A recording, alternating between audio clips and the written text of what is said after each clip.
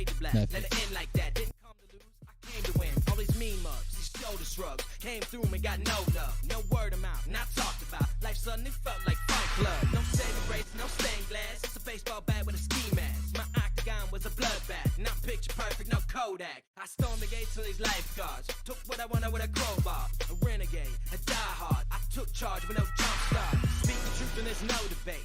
Ain't got time to fabricate, no time to waste, can't contemplate. Let's take a risk, fuck playing it safe. These drama queens are stalemate. The king's a place and that's checkmate. They stone faced, I'm straight faced. I'm bored with the games that they try to play. Can't handle life, it's a blood sport with no timeouts and no scoreboard. You can't ignore, get ready for war. Or the white coats and the psych ward. I've been there, I've done that. I've lost my mind and I've come back. My mind's right and my hands steady. Now I'm ready for combat. Another day, another struggle. Life in the fast lane. For the hustle, that's the price to play the game. I think about what got me here, this blood, sweat, and tears. I think about what got me here, this blood, sweat, and tears. Another day, another struggle. Life in the fast lane. For the hustle, that's the price to play the game.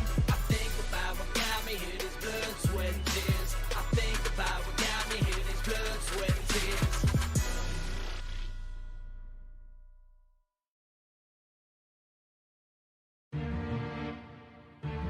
Nothing's ever easy in life. If it was that way, everybody would have what they wanted, right? There's a hole in my heart where the love for you used to be. Be careful what you wish for, 'cause now it's just a memory. It seems that only evil seeds flourish in this family tree. I'll never understand you. Your motive is a mystery. I wanted to myself what I did to deserve this. Sometimes I think you planned it out. There must have been a purpose. Never claimed to be anything. My life is never perfect. Look at what you did to us. Tell me, was it worth it? The pain I feel is amplified. The words are trying to justify. No longer sitting ringside. Somehow I've been crucified. The things you said you can't deny. Hope it brought you peace of mind. You didn't waste no fucking time. So tell me now you're satisfied. Supposed to be my mother. Supposed to be my brothers. But I'm not surprised at all that you left me in the gutter. Welcome everybody. Defiant Discourse podcast. I'm not ready to die, you know I'm ready to win. I spend my life on the outside, I'm sick of looking in. You know they build these walls up to keep you in suspense. I know exactly where I'm headed, I'm never coming back again. I'm not ready to die, you know I'm ready to win. I spend my life on the outside, I'm sick of looking in. You know they build these walls up to keep you in suspense. I know exactly where I'm headed, I'm never coming back again. Can't surprise me, it's become a routine. So let me bring you up to speed. I feel a need for coming clean. To be perfectly honest, lost all steam at 13. Started doing dope to forget the moments in between. I'll admit I've made mistakes, that's a fact I can't escape. Wanna lie to apologize, a little too late. So don't regret the things you meant to say. Make sure you guys share it out and stuff. We're just getting this channel started, so share it everywhere you can. Throw it out there. The YouTube link, I'd appreciate it. If you have to watch on Facebook, I understand, but share the YouTube link if you can. That's where we're going to build the biggest audience, I think. That and podcasts, so share it for us. Now you got a fucking axe to grind, so tell me how I feel. Share your feelings, why conceal them? I guess I was a scapegoat, and now I'm just a villain. But my sun still shines, and my sun still sets. I know it must be hard to digest, but you earn this fucking gut check. I'm not ready to die, you know I'm ready to win. I spend my life on the outside, I'm sick of looking in. You know they build these walls up to keep you in suspense. I know exactly where I'm headed, I'm never coming back again. I'm not ready to die, you know I'm ready to win. I spend my life on the outside, I'm sick of looking in. You know they build these walls up to keep you in suspense. I know exactly where I'm headed, I'm never coming back again. You spend your life chasing after fucking fairy tales, and I know very well this life we leads a prison cell. You're fucking crazy, you're Dr. Jekyll, Mr. Hyde, not attracted. If we don't get 1,000 subs by the end of the year, I'm not letting Sage come on anymore. So you guys might want to work on that. Your reaction is generic. You surround yourself with angels and you're so close to God. To confess to him you're selfish and my childhood was robbed. And if heaven does exist and only God's allowed to judge, would lead you to believe that he wouldn't hold a grudge. This is Portland. You got it right. Move on, be gone and just forget you. I'm proud of who I am, and in that we're not the same. I'll make sure there's a detour to avoid memory lane. I've got a fresh coat of paint on this dream house of pain, and it didn't take no Photoshop to cut you from the frame. I'm not ready to die, you know I'm ready to win. I spend my life on the outside, I'm sick of looking in. You know they build these walls up to keep you in suspense. I know exactly where I'm headed, I'm never I'm not ready to die, you know I'm ready to win. I spend my life on the outside, I'm sick of looking. You know they build these walls up to keep you in. To know exactly where I'm headed, I'm never coming back again. Yeah. Yeah, I'm really sick of dealing with this shit. All right, guys, here we go. Sorry, I had it turned up too loud. Here we go.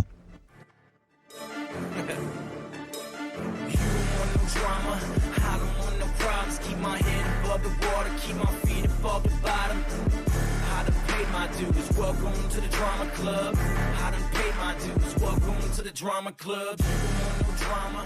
I don't want no problems. Welcome, everybody. I am Will Bird, host of the Cold Beer Confessional, but tonight we are on Give Me Liberty or Give Me Death. This is Liberty Warrior Nation coming to you live from wherever I reside, and co-host, longtime guest, Jeff B. supporter. We have one Mr. Sage. How you doing, Sage?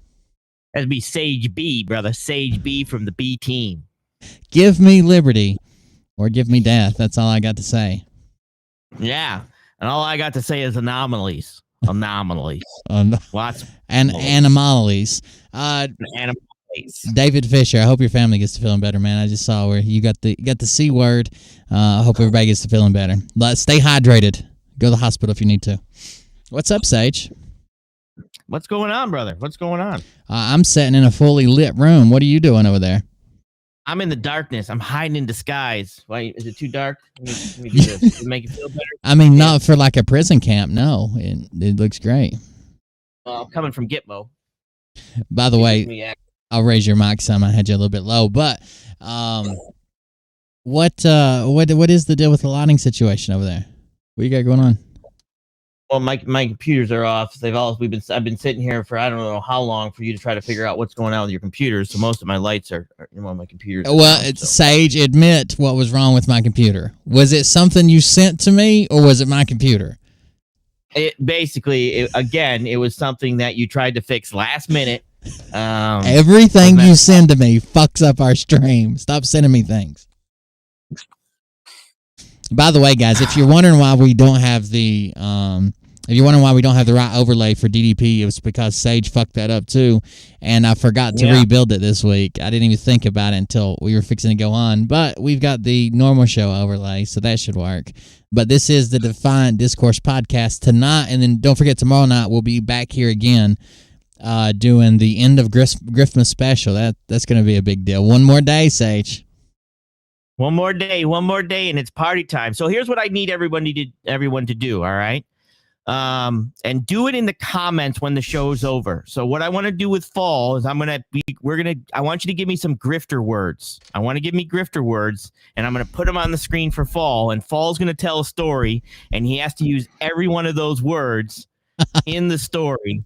And then we're going to record that video, and we're going to bring it on for Grifter Eve. First, I do have a question, Sage. How many, motion, how many grifter words has she heard? Like, if I said some, kind of lesser well-known ones, would she know what they meant? Probably not. Remember, what happens a lot of times with her is I will just give her one word, right? Top bunk, and I'll just throw it at her when she's in the middle, and she just rolls with everything. Everything Fall does is on the fly. Everything I give when he does the now he's doing the zodiac symbols. There's 5 words, and everything else he has no idea what those are going to say until he walks into the office, sits down at the desk, checks his mic, mic, cut, and then just rolls. So any of these words that she's probably not heard, obviously some of them, right?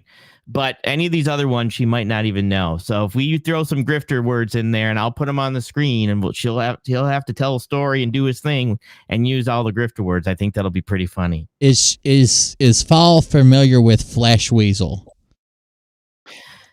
No, so that's even better if he's not, because we don't have to give him because it, just like when I said top bunk with mom on the bottom bunk, it was like, you saw what happened. So yeah, that was rough to get through.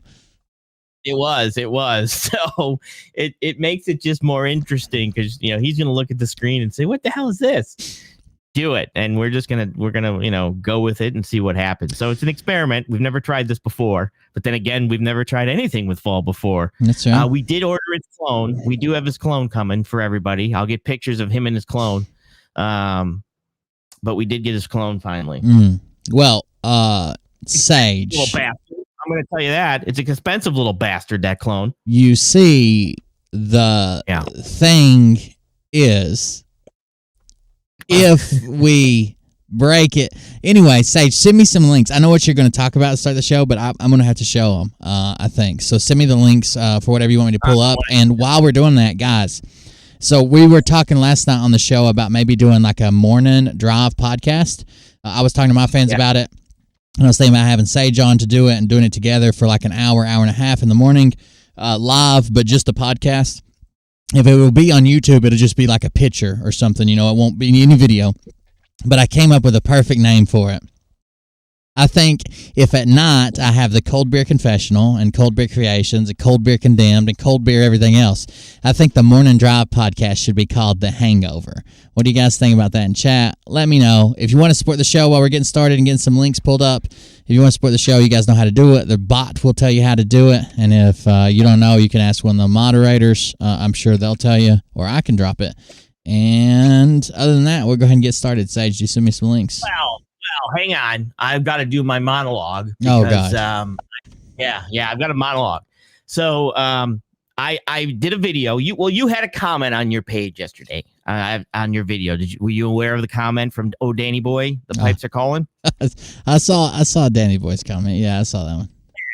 So I did the video and because I wanted to make sure he was the pick of the day with his comment. So he commented back. Were you aware of the second comment that he responded back to in my video? Well, he said that I'm aware of a second comment he left for me. He said he had responded to you. I haven't seen it yet, but in mine he was trying to explain that it wasn't like a shot at me. He was just trying to get people to think, and I was like, well, that's a common attack for me because they went after me. If you guys don't know what we're talking about, they went after me for being a veteran and killing kids and stuff like that. And that's a pretty common tactic. Now that the new Q movement, the progressive Q movement, has said that all wars were invalid and they were only doing it for the cabal and everybody's guilty of war crimes, and it's pretty common that type of shit happens. Yeah, because so it got me to think, and so I did see this comment, and I did not. So I can do a couple things. So we can wait and see if old Danny Boy's in the chat, but if he's not in the chat now, I don't think he's going to show up for the show later. And click the link. But I am going to give him an opportunity to possibly show up. So I do want to mention that. But sometime in the show, if he's not here, if he doesn't feel like clicking the link, I will respond to his message here because I think it deserves a response. What do you think? That's fine. So he told me that there was an account, or whatever, a comment on your account. But what he said to me was, this wasn't a personal accusation to you. I certainly don't think you personally did that. My apology if it sounded that way. It was like a hey, I wasn't talking about you. I was talking about other people kind of deal. But I don't know. And I'm not going to. I want to respond to his questions. I actually want to respond to it, sure. and not being a jerk about it, not attacking him in any way. I want to respond to the statement in regards to, because his last thing is, somebody must draw the line. And, I understand his point. The problem with his point is that he's wrong. Right. It's that simple, basically. And so that was one of the things that I'm going to give him, like I said, an opportunity. Without going into all of the other stuff, I'm going to tell him why that, we do what we do and make sure he understands why. Sure, man. Well, we'll wait on him to come in, possibly. And then what else you got? What you got for us? I heard you were going to confirm Nasara tonight on the eve of the eve. I'm going to confirm Nasara, so it might actually be a real thing. All right. So, of course, everybody knows how well I read. So that's, I don't know what to tell you. But I did do some digging today and dove into some things in regards to Nasara Gasara. And we were wrong, right? It is real. It is real. I did find that, so we might begin getting our money. But I want to now. Let me see if I can. I'm going to pull this down here because I don't need to see your face. I'm going to pull this down here where I can read it. So I'm going to read something that I believe is Nasara and some of the paperwork, and I just had to put it together a little bit, but if we go through it here together, I think it's something that we're all going to agree that this is definitely the start of NESARA in rough form, in the draft form. All right, so NESARA refers to the prosperity of all people, not all prosperity of a few. NESARA has completed the building of moderate prosperity society in all respects. On this basis, we must continue to make the pie bigger and divide it well, promote high quality development, generally improve the income level of urban and rural residents, gradually narrow the gap in distribution and resolution, and prevent polarization. Okay. Book girl's gonna horrendous at my reading, and that's I have a learning disability. Deal with it. All right. The fundamental way to achieve NESARA is hard work. NESARA should encourage people to work hard, operate legally, and have the courage to start their own business to become rich. We should allow some people to get rich first, who then inspire and help others to become rich. Achieve common prosperity does not mean robbing the rich to help the poor. NESARA will ensure its people's well-being over the course of development, improve their educational attainment, and create fair condition and more opportunities for more people to get rich. All right. We're so far NESARA, right? Yeah, NESARA. NESARA must make solid progress to ensure equal access to basic public services, med beds, and all the stuff we weren't looking for, right? Sure. Do our best to what we can and avoid falling into the trap of welfarism. NESARA is not going to be welfarism. We cannot afford to wait, and we need nor feed the lazy. We need to develop basic institutional arrangements for coordinating primary distribution, redistribution, and third distribution. We need to increase efforts to adjust taxation. NESARA does that. Social Security, we handle that. Transfer payments, expand the size of the middle income groups, and form a olive-shaped distribution structure, right? So we wanted to get rid of the rich and get rid of the poor and put everybody in a nice olive shape, which in large is the middle which large in the middle and small on both ends. Sure. NESARA, I'm saying it like fall. NESARA should be fully realized the long-term, obvious, and complex goals of achieving common prosperity. Right? We're basically giving us all equal chance here. Sure. In its dynamic process that cannot be achieved overnight or simultaneously, we should tackle one thing after another, year after year, and make substantial progress in promoting all-around human development and bringing NESARA to all of our people. And the new era refers to prosperity of all people. That's right. Not the prosperity of a few. NESARA has completed the building of moderately prosperous society in all respects. On the basis, we must continue to make the pie bigger and divide it well, promote high-quality development, generally improve the income level of urban and rural residents, gradually narrow the gap in distribution and resolution, and prevent polarization. The fundamental way to achieve NESARA is hard work. NESARA should encourage people who work hard, operate legally, and have the courage to start their own business to become rich. Mm-hmm. We should allow some people to get rich first. Now, you remember, if you're NESARA, you're good. You get the money first. You get more money if you're more faithful, stuff like that. Sure. It looks in your heart. It knows how good you are. Correct. We should inspire and help others to become rich. Achieve common prosperity does not mean robbing the rich to help the poor. NESARA will ensure its people's well-being. Or did I copy this twice? And create, either way, and improve the educational attainment, create fair condition, more opportunities for more people to get rich. Yeah, so that's basically, I copied it twice. We cannot afford to wait. So that's kind of the gist of NESARA. Am I right or am I wrong? That's it. So a lot of people are saying would it be like universal basic income? And that's the way I describe it a lot of times. But the actual people at the top, because when they get asked the question, well, if you give everybody money, nobody will work. They say, oh, you'll still work to have something to do, and you'll be required to work, and you'll have to still do your job. But everybody will get more. Everybody will have more. The rich don't need to be the elite. We'll all be the rich. So yeah, I would say that's pretty accurate. Where did you find that at? Well, hang on, because it's got a little bit more. So it's like I said, because this has actually been for a while now. I'm actually pulling this from not a while back. So let me give it a little bit more. So Nasara was, let's see, 1950. Okay, experiment. Okay, with measures to return money to the vast number of its people. These experiments, which had been taking place with the party, had been able to maintain strongholds. Let me get in this. So basically, what they're saying here.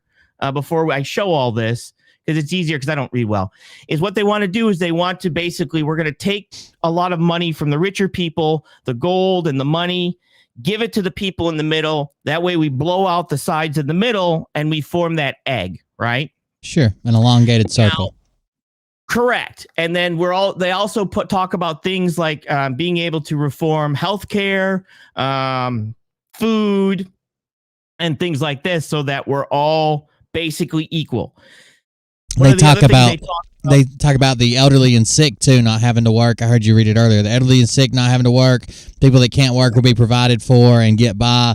That way we don't have people who are on their deathbed out trying to, work into the grave. Basic stuff.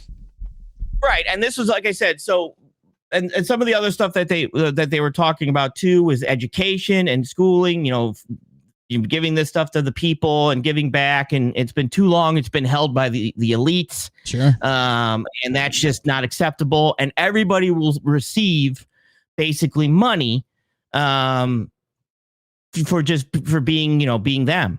Now, the problem is with this actually wasn't our idea. This wasn't Trump's idea. Oh, no. No, it wasn't actually. It was probably way before Trump became president, way before Obama became president. It's actually something that I'm reading, and I'm changing the words. The exact words I'm changing is common prosperity and China. And what this actually is, it's called the Land Reform Movement.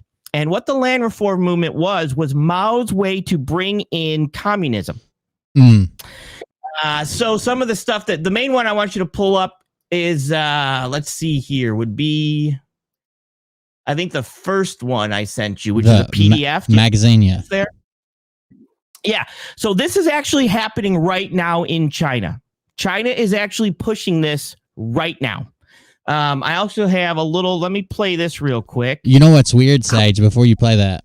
What's weird is when people would come into my chat and I would say, well, how do they decide who gets the money? What if you give the money to some of, the traffickers you're trying to get rid of, or the bad Democrats, or this or that? I would always ask them that, and they said, oh, well, it knows how good you are, and it knows how it's in your heart, and it knows the good deeds you're going to do with it, and it knows the people who are going to spend it on charity and to help veterans. And I used to ask them all the time, I was like, oh, so like China's social credit score. So they decide who's better and who's worse, or someone decides. Right. And what happens when the other side gets a hold of it? And they're like, oh, it's nothing like China. You're crazy. It's not China. We're America. But yeah, it all ties back together now. Correct. If you actually read what the land management program was, they actually executed landlords. They executed about 4 million people they executed. Just like they're trying to execute people in Gitmo. Everybody's getting a free house, so there's no need for landlords. We got to do something with them. They're kind of useless now if you get your house for free. And so during the land, by they executed, they say well, let me play this real quick here. Let me just hit this. This is just a quick thing here. Party itself is not new in China. It has been around since the days of former communist leader Mao Zedong. Let me start this right from the beginning. Hang on. Nowadays in China, several tech giants have grown larger than the country's biggest state-owned enterprises, and their founders have built up enormous wealth. But as they get richer and richer, they're engulfed in Beijing's newest political campaign known as common prosperity. There is a new buzz phrase in China. We will make more notable progress toward achieving common prosperity for all. This phrase, common prosperity, seems to be everywhere since the beginning of this year. More than 70 major Chinese companies wrote it into their latest earning reports. And the head of the Communist Party, Xi Jinping, has touted it in over 60 speeches. Xi is poised to begin a third term in 2022. He is pledging to make solid progress towards common prosperity by 2035 and, quote, basically achieve the goal by 2050. But what does common prosperity really mean? The phrase itself appears to refer to the concept of moderate wealth for all, as opposed to extreme wealth for a few. Beijing also claims the policy aims to narrow China's growing wealth gap. But evidence has been mounting in recent months that the policy may come with even greater state control over Chinese society and the economy. Back in July, the Communist Party declared it had created a moderately prosperous society. That opened the door for Xi to pursue common prosperity as a new guiding principle. A month later, Xi officially put China's wealthiest citizens on notice, saying that the rich should return their money to society. Xi also said he's planning to calculate income he called excessive. Under the Common Prosperity movement, Beijing rolled out a series of policy changes, including regulatory crackdowns that have upended markets. According to SupChina News, there are currently 18 clampdowns simultaneously underway in China, from education and healthcare to ride-hailing and food delivery. From property and finance to online gaming and other forms of entertainment, few sectors remain unscathed. Most of the clampdowns fall under the theme of common prosperity. The idea of common prosperity itself is not new in China. It has been around since the days of former communist leader Mao Zedong. Mao pushed the agenda during land reform in the early 1950s by killing landowners and the rich and taking over their wealth. China experts say the death toll may be as many as 4 million. Common prosperity under Mao led to decades of poverty for China. It then fell out of use under former communist leader Deng Xiaoping during the 1980s. He shifted the agenda to make it okay for some people to get rich first, and Deng said common prosperity could come later. But as China grew richer, the wealth gap widened significantly. Data shows China's richest 20% now earn 10 times more than the poorest 20%. Jeez. So that's kind of the gist of it. Let me close that But one. wait a second. They said that they were going to kill some people and take their wealth away, but they sounded like landowners and rich people. All that the other one does is like the Pope and all the Democrats and all the Republicans that don't support Trump and all Jeff Bezos and you know Elon Musk and all those uber wealthy people. That doesn't sound anything like what you just said. Nothing at all. Absolutely. And the issue is that for them. And so anybody who wants to know anything about history, what happened was the way they had to keep this going, it didn't work. And when basically you had to kill people to keep this going, right? Sure, but girl just said what I always heard. You hear the phrase "it takes money to make money," so the wealth gap always widens, and it always will, unless there's some type of reset or restructure or something. It always widens, and there'll be people that jump the gap. Somebody invents a company, somebody comes out with a product, somebody comes with this, but there's always those two sections unless it's structured under socialism, communism, something like that. Correct. So is it possible that you've got bots and operations going on, China pushing this narrative, like I've read in about 7 other videos that I've done, to push this and under a different name so that it sounds like it's this great thing when it's actually not, because this is what they're trying to do in China. This is going to bring in more communism. They're doing things to basically, now understand, some of the stuff they're doing to get this in place is, 1, they've gone to the rich and said, you were going to have to give us some money back. 2, they basically started pushing things in schools. I couldn't believe that when they said, hey, he called the rich people and said, you need to return your money. Like, what? Yes, exactly. So now you also have, for you to log into a computer in China, you have to have facial recognition. You're not allowed to play video games for only 3 hours. The kids are only allowed to play video games for 3 hours. So they're putting a lot of restrictions into this to basically say, look, we don't want you, if we're gonna do this and we're gonna give you this money, you can't be wasting your time doing what you want to do. You're gonna have to go and work. Even though you don't need to work anymore, we got to force you to work now, right? Absolutely. And that's the problem. This is not new. This is, it's called Land Reform Movement, and I'm putting the links in the chat. So anybody who's here wants to look at it, you're welcome to. From the 50s, right? It's been around for a while. And I read that thing that I read was actually from that PDF. It's on page 9. Let me make sure I find page 9. Yeah, page 7. It was called Common Prosperity on page 9. And I changed Common Prosperity to Nasera. and I took out China and I changed that right there. There it is right there. Key expressions. I changed China to Nasera, and everything I read was, in its own way, Nasera. So this is not it. I mean, I read you what everybody believes Nasera's key principles are, but I just, if you only put the word common prosperity and China, it's the exact same thing. So as long as everybody wants to be China and wants to live under communism and wants to deal with that, well, go at it. Just, I would prefer you people move there than bring it here. Absolutely. I can't believe.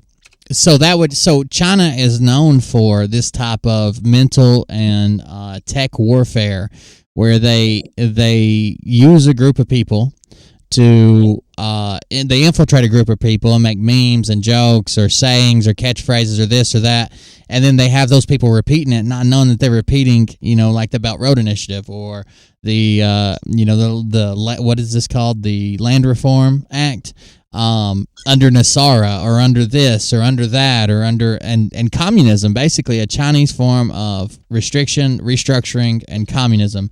And people are running around screaming. Every time they bring it up, Sage, I'm like, that sounds like universal basic income. That sounds like universal medical care. That sounds like socialism at best, communism more likely. And they're like, oh, no, that's completely different. Wait, you're not even paying attention, are you? And they're in denial about it, but that's exactly what it is. It's exactly what it is. Exactly. And the link that I'm putting in there, that I put in the private chat also, is the China's cyber unit, their military unit that goes out and does propaganda. And let me make sure this is their cyber. Also, I just started my main channel, Cold Beer Condemned, but we're not over there tonight. We're on Defiant Discourse podcast. I'm fixing to drop a link in the chat. That's where we're at if you want to watch the rest of the show. I just turned it on because I know some people don't get notifications from the new channel or haven't subscribed yet. So we're on the Defiant Discourse podcast, and the link just dropped. So if you want to join us for the rest of the show, come join us. I thought it was named 13 or something, but China does have a whole military team whose goal is, many of them have come to the U.S. and learned over here and have studied over here. That they have a whole cyber team, and I did a video on it. Propaganda, of course. Who can spell propaganda? Not I. Propaganda. That basically, they came here and they studied under here. That basically, they learned our ways, and they put this whole cyber propaganda team together. That basically goes out and does stuff like create rumors of Nasara. Now, that this is going to happen there. Now, why would they push that? Well, they would push that to push their theme of what they're doing over here, right? So that it's something that we eventually want, which causes us to basically break down, and next thing you know, hate each other and do what's happening right now. Right. Absolutely. And it's the people that think that it's anything other than universal basic income and socialism delivered on a silver platter. I've got another thing coming. There's no way they can hold this together without that type of structuring, without forcing people to take a job because you were assigned one, or forcing people to go to work, or forcing people, universal basic income and everybody pays for the medical care because we have universal medical. There's no other way to bring that in other than through socialism, like what they're trying. They just don't realize it. They're too dumb to realize that they're advocating for it. Right, and this is and what the other stuff all I did was change land for money. So long before the Land Reform Act was propagated, June 30, 1950, the CCP had experimented with measures in returning land to the vast numbers of peasants. These experiments, which had taken place wherever the party had been able to maintain a stronghold, included the names of Chinese places, had known various radical aspects to boil down to the abolishment of land ownership by landlords class and introduce peasant land ownership. Wait a second. You told me that I would never need Jeff B again because you were fluent in Chinese. Mandarin, I believe is what you said. So now you're telling me you can't speak the names of the Chinese places? What's going on? Yeah, I never said I was fluent in Chinese. I was fluent in Chinese noodles. I make ramen. Oh, fluid. The fluid that I make Chinese noodles in. I got you. The chicken juice. You misunderstood. Yeah. Well, vegan juice. So, You know? Oh yeah, vegan juice, fake chicken juice. Correct. I gotcha. Your wife knows how to stock up on them. You ought to be fluent in them. Oh, dude, no kidding. You got no joke. You should see this house. We could be a store. Allegedly. Nationwide agriculture reform took place in 1950 until 1953. In some places, the law was executed with more force than it was called for, leading to mistreat the former landlords. In all, about 1 million of them were executed. And then it goes and explains that. So basically what they did was they just exactly what we're doing, what these guys want to do. They want to execute all these rich people, get rid of all these rich people, take the gold, do all this. Well, this isn't new. This is actually the Land Reform Act that Mao did. I mean, almost word for word. They just tweaked it to modern days. And they don't even know it. They don't even know that the stuff that they're promoting is basis on how Mao got communism. Yeah, how he pushed it through. And it didn't work. And it basically took Mao's death to basically say, hey, we're not doing this anymore. And then they moved into a Marxist type plan. And now they're not communism now. They're more Marxist.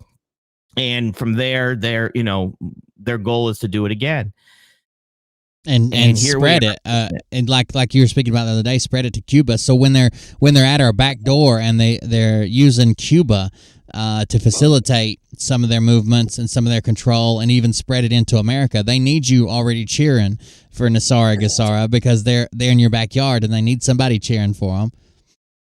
Right. Absolutely. And that's even the video I did today was they're not just in Cuba. I mean, what they want to do in Cuba is make that part of the Belt Road Initiative. Why is Cuba important? Well, that one, there's a port there.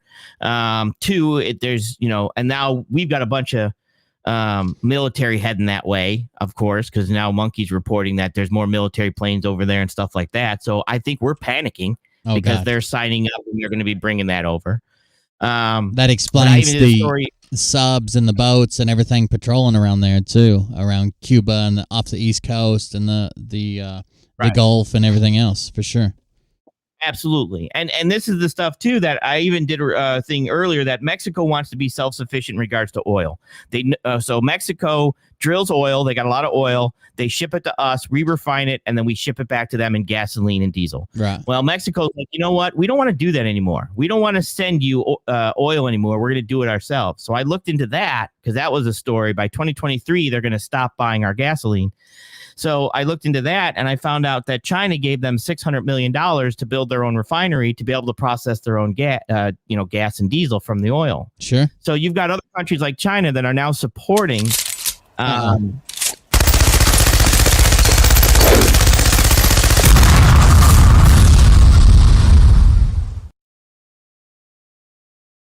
The Venom Splat. Free sex for everyone. I think that's part of it. You don't get to pick. You don't get to pick the gender of your partner, but you do get laid. Wait a minute. What? Yeah, that's what I heard. David told me. Dave, that must be true. It's the same surprise bride he had. He didn't get to pick the gender, and she says, that a micro penis isn't a big deal, but he still wishes she didn't have one. Yeah, I could see that. Mm-hmm. Absolutely. Anyways. But when you live in a car, I mean, you don't want anything that big, right? Makes it difficult to move around, stuff like that. So this is kind of the stuff that's going on, and we're losing, and China is not our friends. This is why I laugh when I hear Gassara. I laugh when these people think that China and everybody's getting together and we're all one big happy family. No. Not at all. That's the funniest thing. I love that aspect. That you're going to give all this money to all these people in all these countries, and you're going to track down Amazon tribes and say, "Hey, you with the bow and arrow, running around in the bamboo leaves. You want this money? You got 4 million coming. We need to revalue your arrowheads." I remember that. Yeah, exactly. So it's just this aspect of this thing, and I think if people just sit down and say, "Okay, this isn't good. This isn't good at all," that might, help them out, because it's not coming. And December 31st, you're not getting your 4 million, 2 million, whatever dollars. Tomorrow, we're not, what? I was going to buy a video card.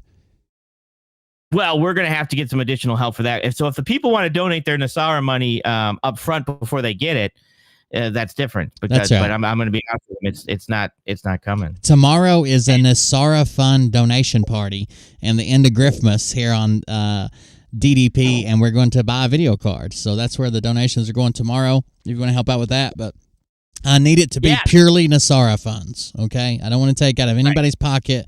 I want it to come from Vatican gold. I want a video card made out of Vatican gold, please. Right. Absolutely. But that's different. We're basically it's going towards the channel. We're starting to do some big things with the channel. I've got some hookups that eventually I'm going to take Will with me, because he wouldn't make it without me. But we got some things coming up in the works, and it's going to improve the show, and we're going to have a good time with it, I think. But that's kind of one of the news I wanted to bring on this one. Like I said, I dropped the links.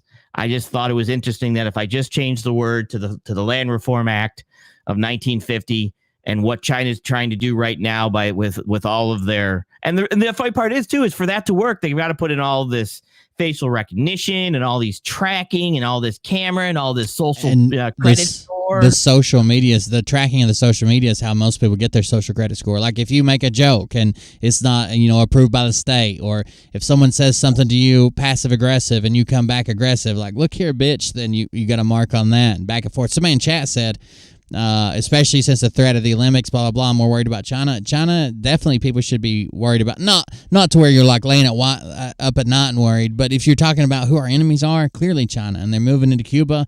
They seem to be good friends with our current president. It's clearly they're an issue as far as world powers across the stage is set. Right. So basically, watch the water. But besides that, it's that stuff that China's not going to be a threat where they're going to put boots on the ground, right? What they're trying to do is take our leverage away as a global power, right? So if we have no leverage in regards to our military, our money... Stop. Chat just pointed out that you're not wearing your glasses. Well, this isn't the cold beer confessional show. I thought you wanted to be cool like me, an alpha. All right, let's pull out some glasses and let's let chat pick which one. All right. Chat literally said, where's his cheap ass glasses? I got a bin full of them. All right, so I've got white, blue. You're good, channel number grandma. 5. Ooh. I got grandma. That's like grandma went out for a drive. I like those. Yeah. You want to go with those? Let's go with those. Yeah. Let's go with grandma went out for a drive. So, Sage, typically when you speak, all I hear is like this high-pitched buzz sound while I'm ignoring you. It's just like, wah. But this time when you were speaking, I actually thought of something important. So I thought of a new name for the new podcast, the morning show. What if we call it LCFT? Is what the initials are, because it's last call, first thing. Because it's the last call, but it's first thing in the morning. That's a pretty good name. So I'm good at this. That's a pretty good name too. Yeah, last call. Anyways, what were you were saying something about Japan or something? What did you say? No, I wasn't talking about Japan at all. But thanks for listening. Not in any way, shape, or form. Were you even listening to anything? Yeah, you said Europa was doing something in the English channel, and you were smitten. I heard every bit of it, and chat did too for the part that I didn't have you muted. What? Yeah. Anyways, like I said. So basically, we're turning into a second world country, and what they're actually going to do is sway us by knocking us off of any type of leverage. Sure. And taking over that leverage. So we're not saying that China is spreading the rumor, but isn't it a coincidence that this is where China's moving, and we've got people out here running around believing that a communism light form is coming around, and they're praising it. Yeah, let's give everybody money. I'm tired of work, and I earned this, and I need all my interest back, and all the taxes that my parents and grandparents paid, and it's wild that they're pushing it, and then suddenly we're pushing it too. I'm actually saying China did it, because there have been reports that I've done when I was going over the domestic terrorists that most of the stuff that they're finding from the Q movement is now coming from China and Russia. Oh, I guarantee a lot of. I didn't know that they were pushing this particular narrative, but I do know that a lot of the memes, a lot of the rumors, a lot of the scandals, a lot of the fake videos, frazzle drip, that all originated in foreign countries that wanted turmoil in our country and spread it out. Correct. So basically, when they start to say Natsara's coming, you can say land management of 1950. Yeah, that didn't work well. No. So I thought that was interesting. I brought a story, Sage. What? Since when did you do stories? I brought a story that we need to discuss. All right. My story is a little bit different. And tonight, we're going to talk about what does it mean to be an alpha? Okay? Ooh, you've heard it? Alpha? right. Like, rawr, alpha? Hang on. These glasses won't work for this. Yeah, you need some alpha glasses. Yeah, let's go with some alpha glasses. Let's go with, all right. All right, that's better. Oh, yeah, you're an alpha. So, that we know through, like, David Nino and his buddy, and Tim Pool has a guy on. That's who we're talking about tonight. But there's this new movement. It's just an old movement, but it's resurfaced about this alpha. You got to be an alpha. And an alpha is conservative. An alpha takes care of his own. An alpha gets his own stuff and doesn't share, and he provides for himself and keeps it to himself, and you'll never be a beta because you got to be an alpha. And these people are making bank off life coaching. The one we're going to talk about tonight, Jack Murphy, has been this alpha dog man coach, and he has his thing is called jackmurphylive.com. And he charges $100 a month to some of these people. That's like his highest package, $100 a month. He's had some of them in there for a while.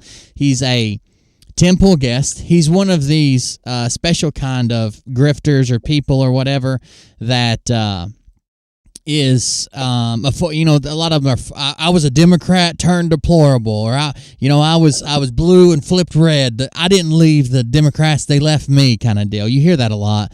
Candace Owens is one of them. I mean, there's a bunch of them. But this one in particular, Jack Murphy, I got his stuff right here. This is Jack Murphy from Welcome to Jack Murphy Live. Jack is the founder of Liminal Order and host of the popular Jack Murphy Live podcast. He is also a writer, a speaker, and author of Democrat to Deplorable, Why 9 Million Obama Voters Ditched the Democrats and Embraced Donald Trump. Jack has a BA in economics from George Mason University and a master's degree from the Georgetown School of Foreign Service. At GU, he studied international finance and international affairs. Over the last 20 years, Jack Murphy has built homes, schools, and institutions and communities.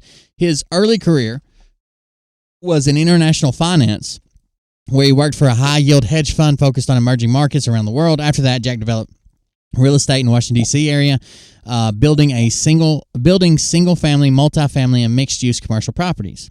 And from 2009 to 2018, Jack was a charter school executive director.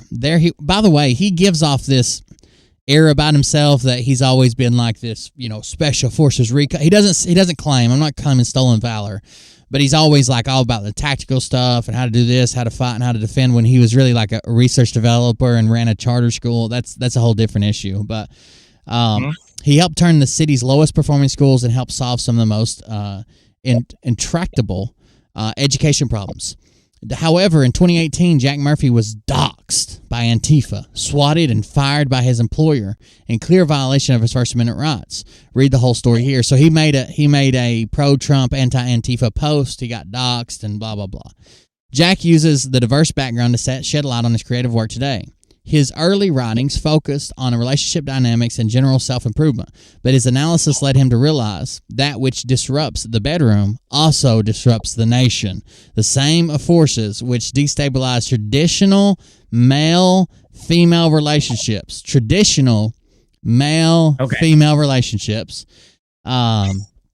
also tear the country apart. Discovering the true nature of the new culture war brought Jack into politics, philosophy, and journalism. In 2021, Jack was awarded the prestigious Claremont Institute's Lincoln Fellowship. Jack is a regular guest on popular Timcast IRL. So, first of all, disclaimer. I know all kinds of people are all into all kinds of different stuff, right?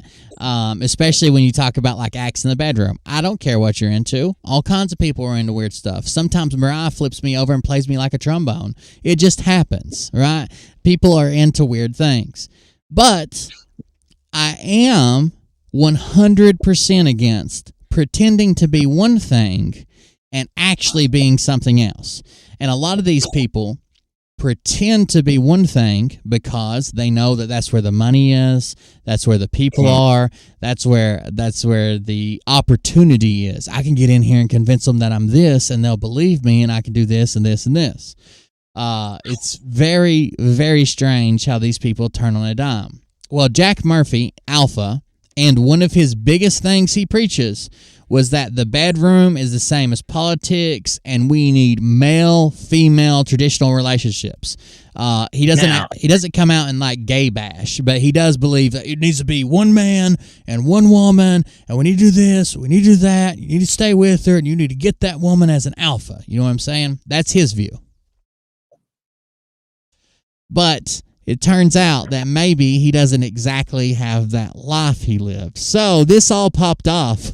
You guys remember Elijah Schaefer, which was a guy that works for Blaze News, Glenn Beck's thing, and he did a lot of the protest coverage, the riot coverage, and he even got attacked a couple times. He's a good reporter on it. Well, he's a regular guest, semi-regular. Jack Murphy is on there. He's on Tim Pool like monthly. He's probably on Elijah Schaefer's podcast like once every 3 or 4 months. Well, he came in. And he had an issue with the way that the show went when a super chat was asked. Now, no one knew anything about this, okay? They're just sitting there having a good time. Nothing's going on. A super chat comes in. The female host reads this super chat, and like an alpha, he cusses her out, tells her that it's a heartfelt fuck you, and he really means it for bringing this up. And this is what set off the next avalanche we're going to check out. Here's the video. All right. Life is weird. Here we go. Hi, my name is Sydney. Welcome back to hell. And as per usual, this video is sponsored by me. Go subscribe to the email list on my website if you so desire, or buy some of my merch. I don't know. You do you. Now, some of you may or may... By the way, this is Elijah Schaefer's co-host, the female co-host I was talking about. Not be aware that I was involved in an incident. On my show, You Are Here with Elijah Schaefer on Blaze TV on our last episode of the year, which was on the 17th of December, for those of you who need all the details. It was, in fact, a beautiful way to round out 2021. It really gave me the warm and fuzzies. I will play the clip, but for those of you who haven't seen it and for context, we brought on a guest called Jack Murphy, and the show was going really well up until the end when I was reading super chats, and I read one that referenced an article that he had written some years ago, and he got very upset and swore at me. So all she did was a super chat comes in. They're paid to read the super chat. She has no idea about his past whatsoever, and she reads the super chat that says, "Please explain this blank article. Why don't you clear that up for us?" She has no idea what that is, but she read it, and then this ensued. And then at the end of the show, he got up and briskly walked away. Like I said, I will play that clip now, but for those of you who want to see the full episode or think there's more context to be had from watching it, I will link it in the description box and also give you the timestamps that are the most relevant so that you don't have to find them yourself. So yeah, here's the clip in question. Make sure you guys take notes. This is how an alpha treats a lady. Gotcha. Mr. Dick and Balls says, "Hey, Jack." See, that's what she does. She does this. Like, she reads it like that's normal. Like, she's not even saying, I'm not going to skip the name. She just goes, "Mr. Dick and Balls said." Could you please clear up the cuck article you wrote?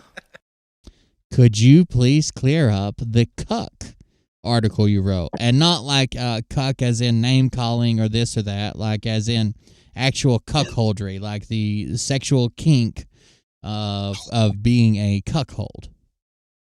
I am not going to talk about Again? this. Okay. And basically, you know what? Fuck you for bringing this up right here and right now. Why are you doing this to me? I didn't know that. I didn't know what it was. Well, just use a little bit of fucking common sense. Sorry, apologies. Alpha.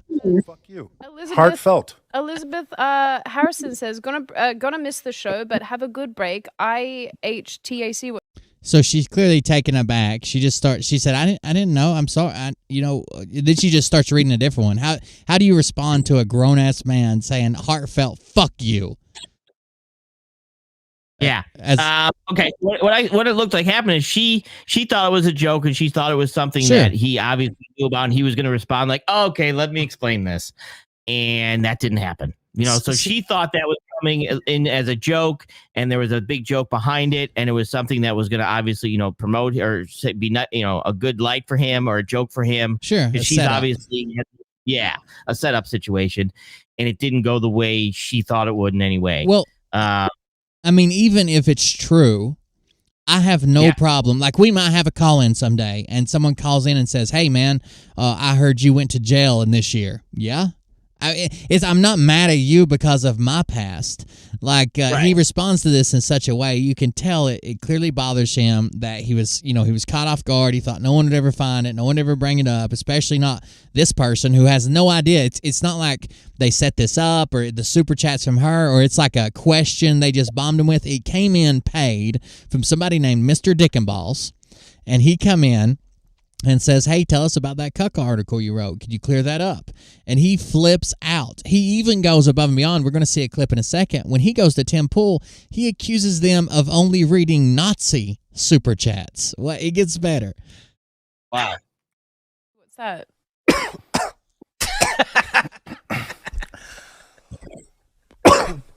What? Now she feels awkward. I literally was just coughing. It's just an inconvenient cough. So since this incident, a couple of things have happened. And while I initially had decided that I wasn't really going to comment publicly or say anything about it, just sort of let it run its course, some things have been said that I think misrepresent me. So I'm cutting her off more for just to kind of clarify the story if you haven't been keeping up with it, but also for fair use. But he went, so she wanted to let it die, and she has. She hadn't addressed it till she made this video, which is from 3 days ago. She hadn't addressed it at all publicly or privately. Someone leaked it. She hasn't addressed it, and she thought it would die. That's up until Jack Murphy started tweeting Glenn Beck, owner of Blaze News, that they should be fired for the way they treated him as a guest for reading a super chat. Yeah, that's now let me devil advocate this bad boy. Just so you know, so he's probably going on this show, and unfortunately, I don't know how the relationship is. Like, if some people come on, it's your job as the host, let's say, to protect your person that comes on the show, right? Now, we're not talking about somebody that's walking around saying I'm an alpha male. That person might not need the protection as somebody else that you might be running for a political party or something like that. Does that make sense? Sure. Okay. So he came on, and if he's supposed to be the person that coaches the life people and supposed to have all the answers and supposed to have all this, he should have been able to handle that. Sure. One of his biggest things that a lot of people go to him for is conflict resolution. Like, how do we get out of conflict and still be a grown-ass man about it, not be petty and, be an alpha, even when there's conflict arises. He definitely should have been able to handle it. And again, it wasn't a setup. They're just reading super. There's no way she could have known this because no one else knew it about him. Correct. So I think the issue is that I think that's where his frustration lies. But the issue is that, like you said, hey, dude, people pay you how much? Like $100 an hour or something? You said $100 a month to join them. Yeah. Okay, $100 a month to handle stuff like this, to stuff exactly like this. And when something like this popped up, that's how you handle it? Is that how you're coaching your people? And honestly, if Jack Murphy would have taken his own advice and just said, yeah, I wrote a really weird article, I had a weird time of my life, but I'm different now. Just go ahead and lay it out there. Some stuff happened. It probably would have went different, but he went full bore attacking those who just asked questions, and questions from a genuine place where it wasn't like asking leading questions or asking questions to make him look like a piece of shit. They had no idea what this was. No one did. It just hit the internet. And this is where that's not alpha. That's asshole. You know what I'm saying? To be honest. So it's a Well, different age, it's a different category. You see, what the thing is, Libert, one of my favorite sayings is, if you wake in the morning and see an asshole in the mirror, maybe you're an asshole. Well, I was skeptic for a while, but now that you've said that, I'm fully on board with it. Oh, no. Okay, here we go. Back into the video. And my actions, and I would like to clear those things up. A general rule of thumb with me is that I don't really like participating in drama, particularly when it comes to other content creators or commentators or whoever, simply because I really think it just detracts from what I do, which is to make content that hopefully can expose people to new ideas or change their mind, or, in the really long run, promote right-wing values and hopefully in some capacity be able to change the direction of the country that I live in. But when people say things about me or about a situation that I'm involved in that are blatantly untrue, or things that paint me in a really unreasonable light, without defending myself or giving me a platform to come back at you and set the record straight, that is the point where I feel like now I need to say something. And that's what we're going to do now. So Jack Murphy went on Tim Pool's Timcast IRL a couple days after the incident happened with me on You Are Here. And due to the volume of comments and super chats and questions about what had happened between us, they addressed it on the show. Well, people are mad at you for yelling it. They're like, we can talk about that. Yeah, for sure. I think they're using, a lot of people don't like the article. A lot of people are using that because they're mad at you, but I think the anger comes from you yelling at Sydney. Right. So even Tim Pool, as thick as he can be sometimes, where he's like, it's not me. I'm not the reason that no one loves me. I don't have any kids. He even realizes it's probably, the majority of people, it's probably less about the article and more about the way you reacted to the article.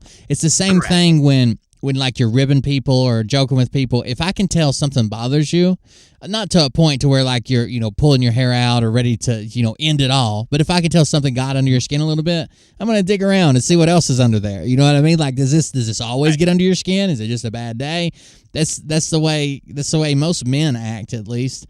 I think women do it a lot pettier behind their back. At least my wife does. But a lot of men dig at it and keep poking it and keep digging at it. And they're more concerned with you attacking this woman for no reason, rather than the article you wrote. Who cares what you believe 5 years ago, 3 years ago, whatever. So here's what happened with Sydney. So I'm sitting on the show and we're talking and they're joking about reading super chats where people are building like gas chambers and she's reading out loud like, how did I build this gas chamber that didn't kill all the Jews that I was supposed to kill, right?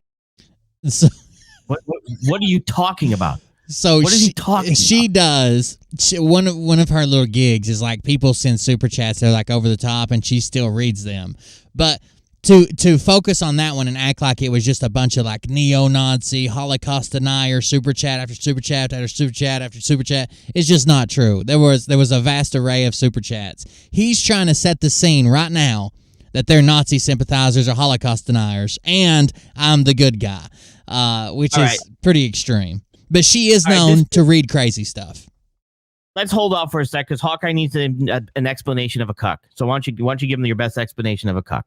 And I still don't know what a cuck is. So a cuck, as in cuckoldry, the sexual act, is someone who is who their like kink or their thing is to have someone else, usually watching, fuck their wife. Like or their significant other, their partner, someone they're exclusively with. They want another man to come in and fuck their wife, or to watch, or to just learn about it. Sometimes they know about it, like you went on a date with this, but a lot of times it's watching or videotaping or standing in the closet jacking off or whatever. That's what a cuck is, as far as I know. It's also used as just like a term, like a derogatory term, the same way you used to call people like the F slur for homosexual, right? You'd be like, oh, you're a cuck. So people, but this is in the very literal sense. The literal sense. He wrote an article that was why you should let another dude fuck your wife to make your relationship better, while he's coaching people that traditional marriages, man and woman, that'll fix the bedroom, that'll fix the republic. basically the exact opposite is what he teaches for $100 a month for a few thousand people, but that's not what he believes. It's like insane, the super chats that she reads. And so I'm telling her this whole time, I'm like, hey, you might want to read all the super chats before you read them out loud, right? A little bit of a warning. And then she asked me the question about the article, and I answered it politely. I deflected. I was like, that's not me. It's 180 degrees from whatever that article says. And so the first time it come up, they asked about an article in general. It was the same article. And he deflected and said, that's not me. He just denied that it was him altogether, and then something about 180 degrees. The second time, she just read it off. The first time was a little was less direct and to the point. Like she doesn't show it, but the first time they're just asking about, what about this article that was written here, blah blah blah. And then the second time it's like, what about the cuck article? Like you need to clear this up. Okay. But he said that's not me. Deflected. Then there was another super chat. Look, when my donations come in short of like something that's going to get me literally banned or blah blah blah, I read every donation, and I'm pretty sure they read the majority of their super chats when they come in. But it is what it is. That's the purpose of the super chat. You need to read the super chat. They're paying for it to be read. A super chat is paying for it to be read out loud. That's the point of it, and that's how they make a lot of them. Right. I mean, they have sponsors and commercials and stuff they run, but they make a lot of their money off super chats. Same as Tim Pool, and Tim Pool reads his article, and I answered it politely. I deflected. I was like, that's not me. It's 180 degrees from whatever that article says, and I'd really rather not talk about it anymore. And then a couple minutes later, she literally asked me the same question all over again. And now, I don't know if he said all this, like, I'd really rather not talk about it anymore. He did deflect the first time. That's not me. 180 degrees. I don't want to talk about it. But as far as like, this is not me. I've changed since then. I really like, as far as like having a heartfelt response, other than kind of like, the first time was kind of like a joking almost, like, no, I don't want to talk about that. And then it come up again. Still, she could have clearly, like, he's already insinuating that this was some type of setup, like they were out to get him, when everybody else that sees it thinks, well, she could have just made this mistake. Like she doesn't know what's going on. She just read a super chat. It wasn't a setup. It wasn't hurting you. He doesn't believe it that way. And I cursed at her. I shouldn't have cursed at her, and I apologize, Sydney. I apologized to her that day and that night and the next day. And she accepted my apology, so I don't know why everybody's still butthurt. But I shouldn't have cursed at her. I should have just used amused mastery and just like laugh. So that's one of the things he teaches is amused mastery. You take it, you laugh, you twist it, you come back. It's amused. That's how he teaches conflict resolution. Good. That's perfect. And so people aren't worried. They're worried about one of two things. I'm not worried about the article. He can write all the articles he wants to about other guys having sex with his wife. I don't care. She's not my wife. He's not my husband. Like, I'm good. The problem is, one, the way he reacted to it. You're going to get people that are upset about it and people that want to dig more. And two, this hypocritical stance. It's like if someone come out tomorrow and said, it's like what's going on with some of the channels. They're trying to flip and be on our side. Like, you guys wanted the country to fail, and I told you I was just asking questions. I never said that. I never did this. While the whole time you were promoting this QAnon. So people would call them out and say, "Hey, last week you were saying that you escorted ballots across the nation in a C-130. You were called up from medical retirement to go again. But this week you're like, I don't know. We'll see what happens. I guess we'll wait on the next election." That's what buzzed it for me. I could get mad at him responding to a woman that way, but I can't do anything about it. Not that I'm like a knight in shining armor anyways. Like sometimes I can go toe to toe with just about anybody sometimes when I get upset, but the hypocrisy is what bothers me. And then the fact that he tries to put it on neo-Nazism. He's going to say in a minute that some people shared revenge porn about him when it's actually porn that he put out himself on the internet, like literally on porn websites. He goes way too far too fast. Laughed at her and dismissed her, but I didn't, because I had set a boundary and she crossed it. And that's part of being a man too, is saying, here's my boundary, please don't cross it. And then she crossed it, and I told her that I didn't like it. Did I use the right words? No. Should I have cursed at her? No. And did I apologize to her for that? Yes. Did she apologize to me for putting me in a bad spot?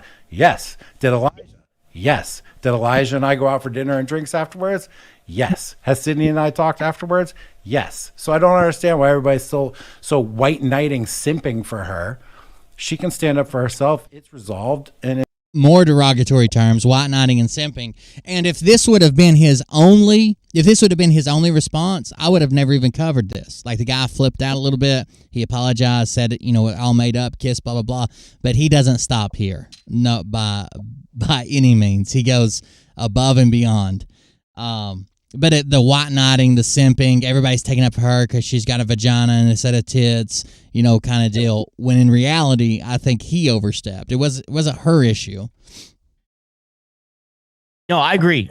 And this is one of the things that technically, if you want to call yourself an alpha, then there's a way to do stuff. And let's be honest, a true alpha that he probably projects himself as is somebody that technically doesn't argue with women. They don't bring the women into it. He would have immediately went to, Elijah and said, Elijah, I've already answered that question. I'm not going to continue to answer this question. Handle this. Yeah. Right? Or the man thing, right? That's how it honestly would have been handled by that.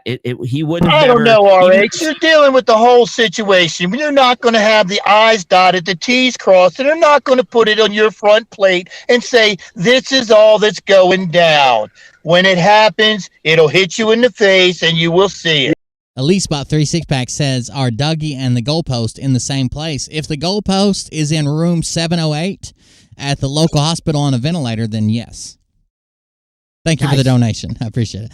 But again, I agree. Like, Elijah's the boss. If he's too upset to speak with her and in a manner where he can remain cordial, then he needs to speak with somebody else. Say, hey, I'm upset now. I can't. I don't want to flip out. Just trying to do this, but he did not.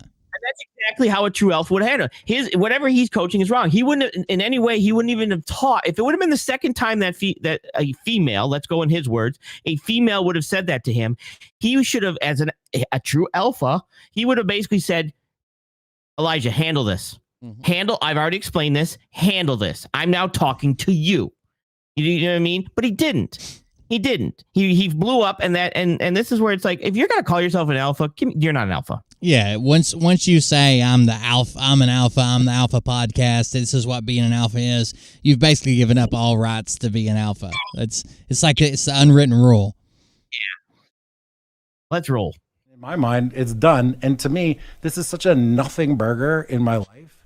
I am so focused on so many other bigger, more important things that people chipping and chirping. He's scared the money's going to disappear. It is true that Jack reached out and apologized to me.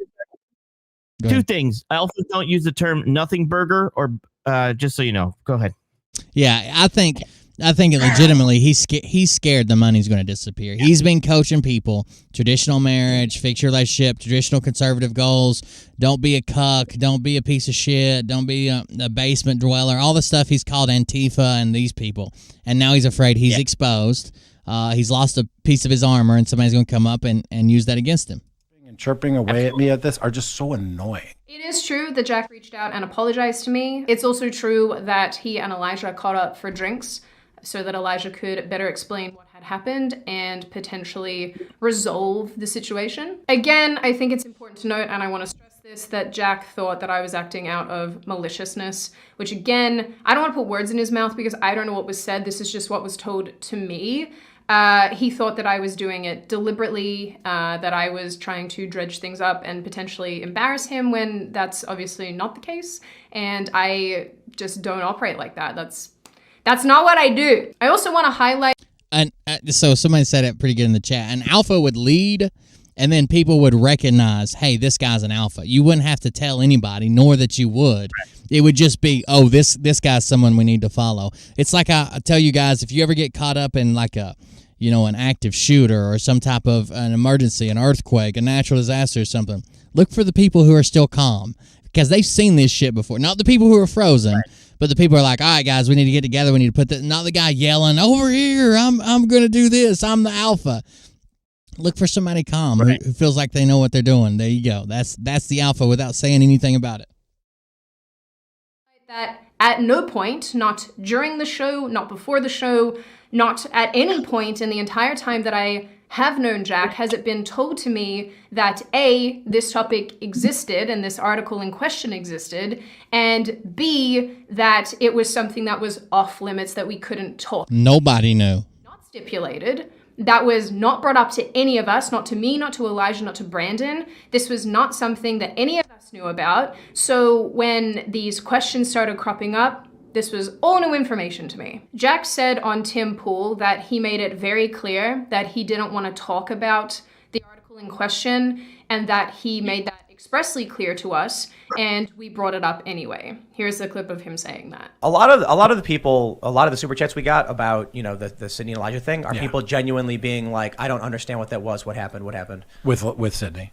Yeah, they were like, what happened with that? What happened? But we addressed it. Well, when the people clipped it, where all they see is me saying, cursing at her, but they didn't see the whole thing. I was like, let's not talk about that after I've addressed it. Hawkeye said a nothing burger on a man bun.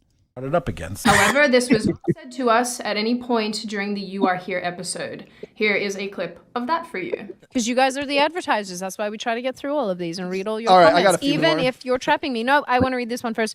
Because I started it and I'm going to finish what I started. Anamorphosis says, Elijah, and I apologize for this in advance, Jack, asked Murphy about the article he wrote about literally cuckolding his wife. I wish I was joking. True alpha. Wow. Wow, you went there with that. I have absolutely no comment on that other than to say that whatever people's perception is about that, it's 180 degrees wrong. And it has nothing to do with people think what they're thinking it to be today. Are we talking about?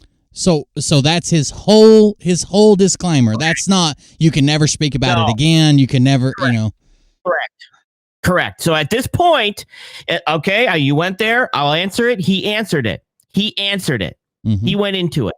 He did not say, I don't want to, don't ask me anymore about this. I'm going to leave off here. We'll stop at this one here. He didn't get up and leave. He didn't make any other decisions that he could have made at that point to say, and that's the last I'm going to talk about this. He didn't say that. The way I see it, he has two options. He knows that it's probably going to come up again because this is a world premiere. No one knew this existed except for a very few people on the internet.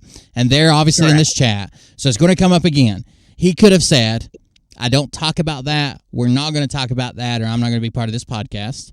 Or he could have said and explained it deeply in depth and said, this is what it is. This is what happened. That's the last I want to speak about it on this podcast in the future, whatever. He didn't do either one of those. He said, it's, people's perceptions kind of twisted and it's 180 degrees different. And, whatever you're thinking, it's not, in modern conception, almost as if he wants a feeder to explain it more. Like he wants a chance to come out and say, this is what it really is, blah, blah, blah. He never tells it, like shuts it down. Never shut it down. An alpha shuts it down. Hells yeah. We have stuff we don't talk about. We've already kids as one. We don't do that and stuff like that. That spot on the side of my shaft, right beneath the mushroom. I don't know what that is. Yeah, well, we talked about that. I thought it was a tick. Now it may be a third nipple. Sex right now? And it might be. Do you know what cuckolding is? I totally thought it's you were where reading... you get a chicken and you hold it and you love it. I just blanked out for a second. You make more chickens. I just blanked out for a second. I support you having chickens. We don't kink chickens. shame. I like chickens. If you have a hen house, that's great. You should have your own eggs. Great. We don't kink shame. Great for protein. You Are Here does not kink shame. I want to bring that out that we do not kink shame. If you hate women, don't want to have any sex at all, that's your lifestyle. Or if you're a nude model, that's your lifestyle. You can sure. You can be both at the same time. Or if you want to sleep with trans Elijah, Ellie Schaefer. Literally, if you want to breed him, if you want to have sex with my ankles, maybe Kez might allow it. Something to note here too is that Elijah and I read all of our super chats. It's the one thing that we do on the show.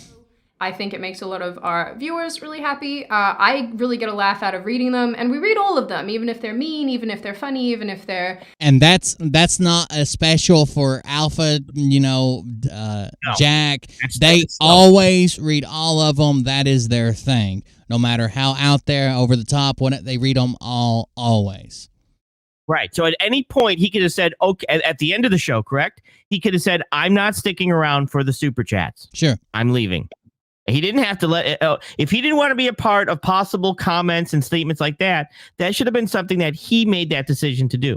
Sure. And he didn't. Or like I said, the first time it comes up saying, I'm not going to be a part of that. That's not something I talk about. That was in my past. I believe differently now, but I don't want to keep addressing it. I'm done. Or, I can leave, whatever, something. But to leave it open-ended like that and then expect her to know what you're feeling inside your alpha brain is a little bit crazy. Here's the problem, too, and it is he went on their show. It's their show. They read the super chats, so people send super chats. You're not going to tell me how, just like he leaves. Now it's my show. Fantastic. Finally, it's my show. You can't be telling these people they can't read super chats from the people that donate money to their channel and just start to say, well, sorry, I'm not allowed to read your super chat, so you can give me the money, but I'm not going to do what I normally do with it. You don't get that right going on the show. You just don't go on the show. The first part of that clip, that's what she's explaining. You guys are our ads. You guys are our supporters. You guys pay for this, so I read them all. By the way, I see Tap, the Alethea project in the chat. We had 4 live streams the other day. Only one of them went all the way through, but we were on the live stream at the Alethea project. Check it out if you haven't seen it yet after the show. It was pretty good, just to hang out for a few hours. Sage was on there, even though I gave him the wrong link, trying to get rid of him. He found it. Yeah, I found it. I hacked it. He used Jeff's mom's hacker skills, brain surgeon. Very loving and kind, because at the end of the day, I mean, we like engaging with the audience. And so anybody who comes on the show should know in some capacity that we will be reading the super chats. Now, Jack makes mention in the Tim Pool episode that he highlighted to me that I should be reading ahead or reading the super chats before I read them out loud. Now, again, if he was saying that in reference to the fact that he wanted me to avoid super chats about this article and about cucking, then that wasn't made clear to me. That was not something that I picked up on at the time. That was not something that I knew he wanted me to do.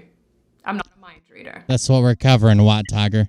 Sneaky, and the way that you often get me to say really messed up stuff is by writing things in a way that when it's read phonetically sounds like something totally different. So I will actually note that because super chats and comments on YouTube do restrict some words, the way that some of these super chats were written and spelled was not immediately clear to me as I was reading them. Now, you can argue that's because I am a giant dum-dum, and you. That's like the old trick, the I swallow cum. I swallow cum when you introduce your name. We're sending a super chat. It's I swallow cum. That always works good. There's a couple more, but most of them are racist. That's the only non-racist one I know. You might be correct. I don't know. What I will say is that as I'm reading them, trying to get through them, trying to make sure that everyone is acknowledged and their comments are read, sometimes I don't put 2 and 2 together with what I am reading, which Jack referenced again on the Tim Pool episode. So I'm sitting on the show and we're talking and they're joking about reading super chats where people are building like gas chambers and she's reading out loud like, how did I build this gas chamber that didn't kill all the Jews that I was supposed to kill, right? It's like insane, the super chats that she reads. However, Elijah actually explained it like this. Full on Holocaust denial super chats. And she reads it so innocently. And it's like, and it's always something that's like, it's a horrible, and I'm listening, just laughing. Like, she'll be like, how is it then that if, like, are we gonna do the ovens and the cookies? Yeah, thing no, now? no, she'll read something so innocently. She'll be like, but he even laughed about it. Like, he's acting like he's offended now. Then it was too far, and no one should do that. But he's laughing about it in this setup here. Wow, that's his coaching technique. They're so good in Getter, they'll be like, I love carpentry and building things, and I built a wood door for my shower, but the steam still got out while I was showering. How could wood keep steam in the shower and keep the gases in? And she'll read it, and she'll be like, I don't know. I maybe like she'll like. So it was set up in a way that didn't even sound like Holocaust denial. It was like about a shower and steam, and it wasn't even a real super chat. It was just him giving an example of the way she gets tricked into reading shit sometimes. Right. That's the cookie question that Nick Fuentes made famous. Maybe get like a different type of a glass door, and she just like moves on, and I'm just like. I do want to add here that the shower thing has only maybe happened a handful of times because I am getting better. I see you. I see them beforehand, and I know. But also, too, something worth mentioning is that I just don't hang out on these parts of the internet. So when people make these comments or they say these things, it goes right over my head. Half the time, the jokes on the show go right over my head. I don't know. Maybe I'm just not clued in. So I'll say here that reading super chats about cuckolding and cucking one's partner just seemed like regular trolling to me, and I did not know what they were in reference to. I also apologized in advance in this next clip to Jack before I read the first super chat in this situation because of its content. You know, Elijah and I put up with a lot of trolling and a lot of, you know, silly inside jokes and things like that, but not everyone is prepared for that. So I wanted to basically highlight that what was coming might be weird or uncomfortable. Again, I did that because I thought it was trolling, not because I knew of the context behind it. As you can see, he responded fairly well in good humor. There was no context given to us at this point. I want to highlight as well again that he didn't say that this was a topic that was off limits, that he didn't want to talk about. There were no boundaries set, as he likes to say. Elijah and I made some jokes and we moved on. Someone then asked a second time, and the incident occurred. I was obviously very confused. I initially did not know if the anger was being directed at me or the super chatter. I initially thought it was the super chatter.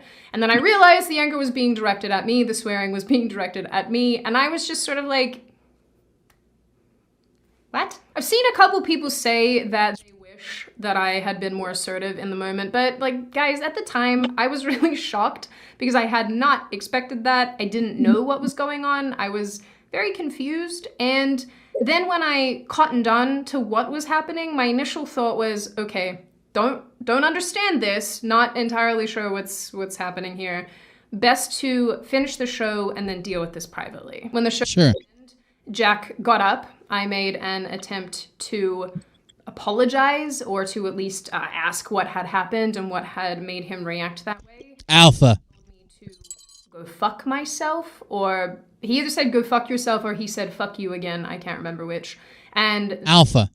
At that point, Elijah went to go and talk to him to see if the situation might be resolved, and that is when they went to go and get drinks. Jack then apologized the next day. We had a conversation about even to why she's like, hey, you know, Jack, and he's go fuck yourself and just walks off. What an alpha, dude. Absolutely. And this is the problem. The problem is that even when she went to read the next one, she feels her job, and she's being paid to do by the people, by the fans, to read these super chats. She's going to read them. Sure. She's not going to change her show for him, right? He's going to deal with that. So at that point, like I said, he sees it's not alpha right there. It's I'm going to lose everything. I've all the money I make, all the coaches I make. They're done now. They're done now, and that's just what's going to happen here. I knew it. I knew it was coming, and it's finally out there. So what do I do now? Right. And it was panic ensued for him, and he got into a panic mode and got pissed off and flipped out rather than say, you know what, let's move on. I'm not answering that. Next. Right. You know what I mean? Stuff like that. And that at that point, he could have then dropped back and handled it on his terms, not their terms. Right. Right. He could have came out, did whatever he wanted to do in his show. I don't know, RH. You're dealing with the whole situation. You're not going to have the I's dotted, the T's crossed, and they're not going to put it on your front plate and say, this is all that's going down. When it happens, it'll hit you in the face and you will see it. If it happens by the end of the year, Tap with a donation, 5 6-packs. Late Christmas present for you and the family. Thank you very much, Tap. I appreciate it. Absolutely. Thank you. About it, where we came to the understanding that the situation was just a unfortunate misunderstanding, and it just seemed done and dusted at that point. I said to him that I wasn't going to make a big song and dance about it. I didn't have any intention of commenting or making things worse or doing anything that might exacerbate the situation, because again, guys, I hate drama. I don't want to be involved in drama. It's not helpful. It seemed as though he thought that I was doing all of this to embarrass him, which you guys obviously know is not the case, and I've already stated that. And I also want to say here too that we have had so many guests on the show so far in the short time that it's been running, and not once have I ever gone out of my way to denigrate or embarrass somebody just for the sake of doing it. And I will note too that I've been sat opposite people that I really don't like as people. And I've been sat opposite people whose ideas really, really rub me the wrong way, whose ideas I never ever want instituted in any capacity because I think that they're corrosive. And yet in those situations, not once have I attacked them or embarrassed them or gone out of my way to be hurtful and unkind to them, because that is not the kind of show that we run. That is not the kind of person that I am, and that's certainly not the kind of person that Elijah is. she's more alpha than he is what chat's saying. Oh, yeah. Of course, she handles it responsibly and in a cordial manner. She talks about it. She's able to talk about it without getting upset and screaming and yelling and cussing. And anybody, I don't think that there's anything wrong with her for her being caught off guard. I mean, she read a chat that she thought, oh, somebody's trolling us. They troll us all the time. This guy lives on the internet. He knows what a troll is. Reads it out loud, Correct. and then she's just cussed like a dog. It's wild. Correct. During our show, was I trying to trap him or dredge up his past? I mean, obviously, he successfully did that himself. So naturally, when I watched the Tim Pool episode, I was just really disappointed. The way it appeared, at least to me, was that blame was being shifted, and in addition to that, to help that blame shift, lies were being told. I'll extend to everyone a courtesy that was not extended to me and assume, at least for now, that Tim and his crew were operating from a place of resolution, not wanting to exacerbate the issue, just wanting to... I don't know, RH. You're dealing with the whole situation. You're not going to have the I's dotted, the T's crossed, and they're not going to put it on your front plate and say, this is all that's going down. When it happens, it'll hit you in the face and you will see it. Laura says, get them all. Get them, Will and Sage. Get them all. Thank you very much for the donation. We appreciate it. Thank you for the 6-pack. We'll wait for that link to come in. So, by the way, this is basically, I mean, she winds up her video here. I don't think she shares any more clips, but this didn't actually end here.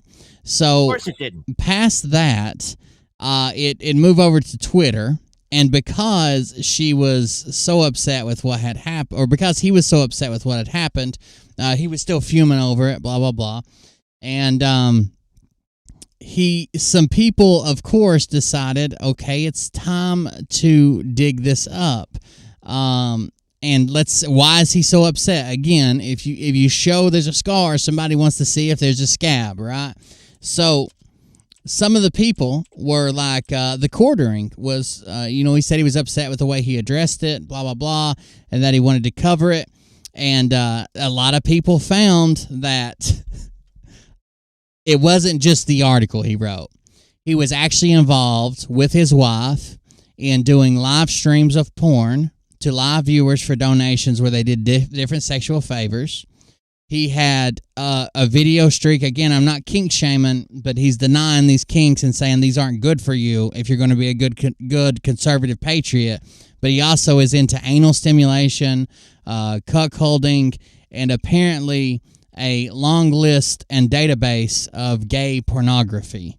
While he's telling everybody else that the lack of a traditional man and woman marriage, a man and woman in the house, is what's wrong with our houses, our politics, our president, and everything else around it. Now, after this come out, and some people showed some screenshots for the receipts saying, hey, here's his porn. This is him and his wife live streaming porn.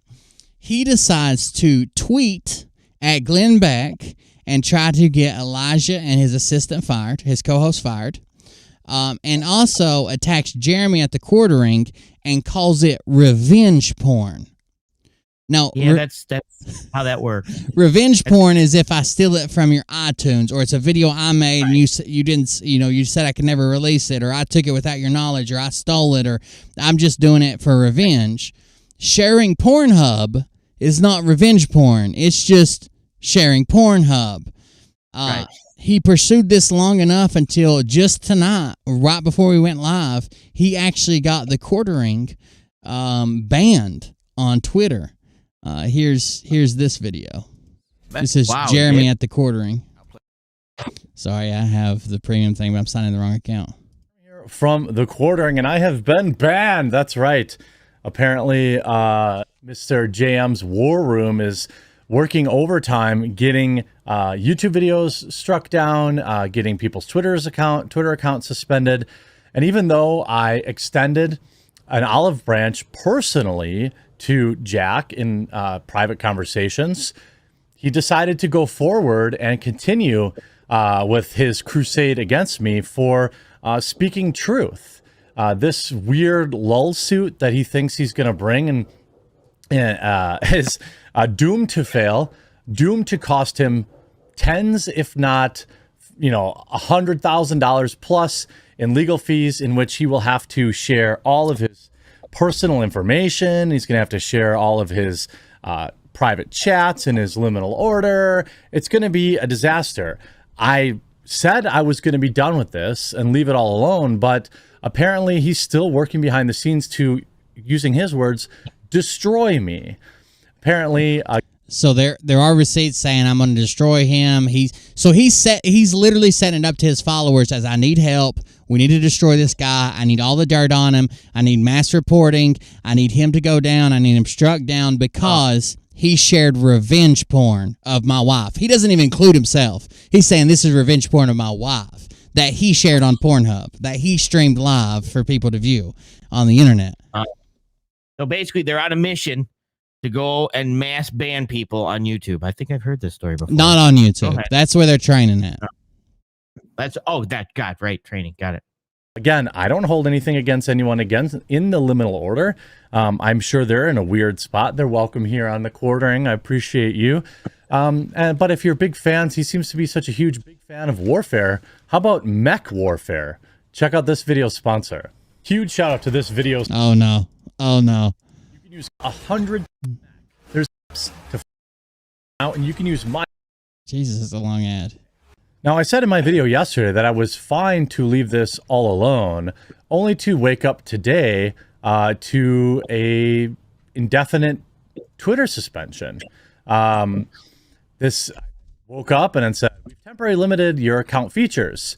Apparently, violating the rules against posting or sharing privately produced or distributed spicy media of someone without their express consent. Now, what this is, obviously, there's only one person that could have filed this. It's on Pornhub. And interesting. It's not private. He was a chatterbait model. If you don't know what that is, it's kind of like Twitch, but for naked people, where they say, "Hey, stick it in your other hole for $5," shit like that. Or if you I'm a little concerned how you know that. Once we hit $100, I'll take my pants off too, kind of deal. Me and Mariah do it. Only on every weekend, but it is what it is. Interestingly enough, this is not privately distributed. This is publicly distributed. Let me correct that. Mariah and I do it, but you have to look through our closet slats, and she has no idea. So really, I do it. She's just mostly the topic. Gotcha. Distributed. This was put out for, where this stuff was streamed, literally anybody on Earth could watch it. It was on a website for this particular content. Mr. Jack himself, Alpha, admitted to producing these videos. I have that, of course. See, I've been through this whole legal stuff before, so I've been archiving everything since the beginning. And, So what he's talking about there is Jack Murphy tried to play it off as, after I got canceled for becoming right-wing and blah, blah, blah, we're in a hard spot. So some guy offered me money to film a video of us, and he said it was just for him. Then he put it on the internet, which is absolutely not true. They were literally live and taking requests. The video's out there. They're live and taking requests from the chat for where they're going to put it next, what they're going to use next, whose asshole it's going in. Like, it's bad. It's not some guy told us it was private. There's a live chat paying for everything that happens. This is public videos. He doesn't have any kind of claim to privacy. You put it out there to be consumed by the public, and, that was just in the public domain. I didn't unearth anything private.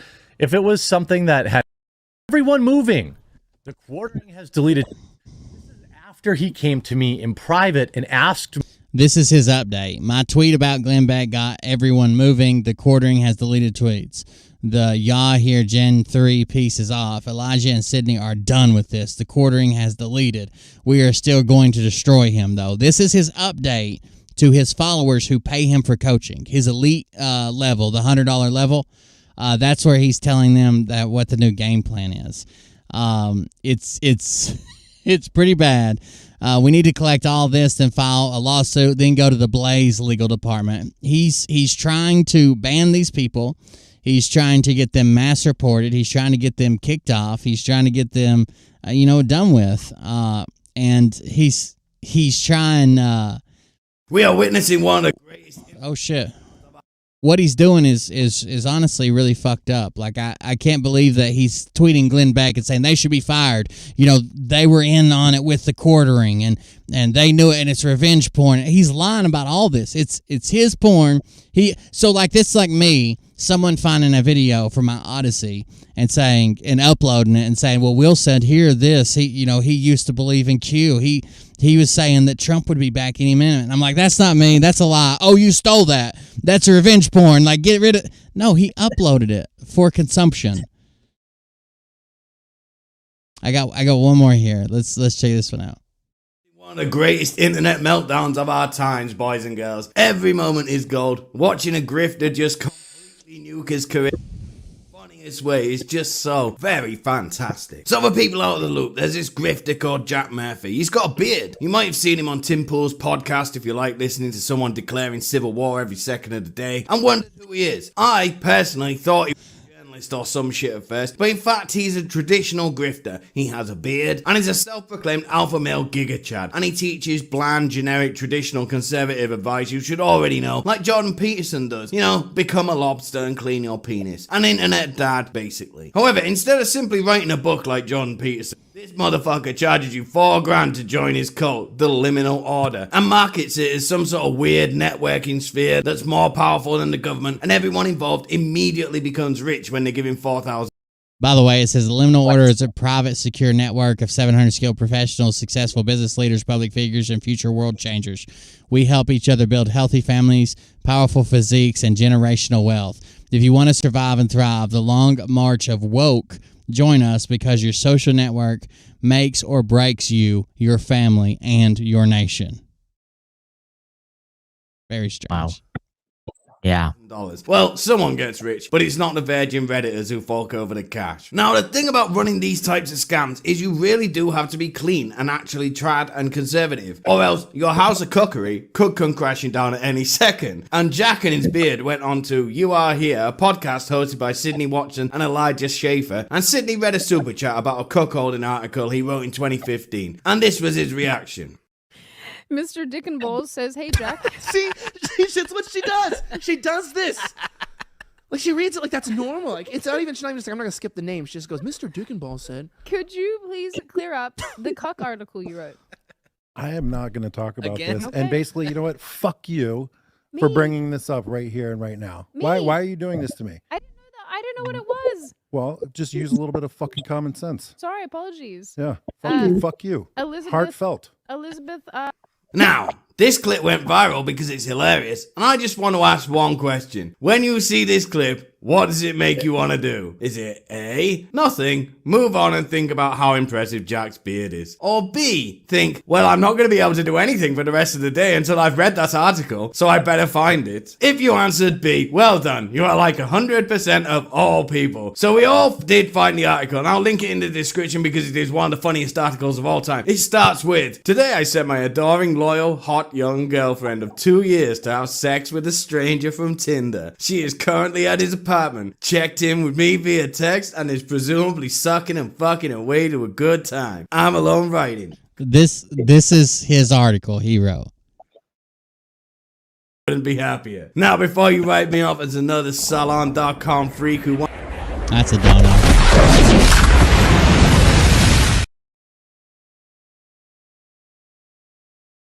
When Mariah flips you over, can you have her play Dixie on the Ole trombone?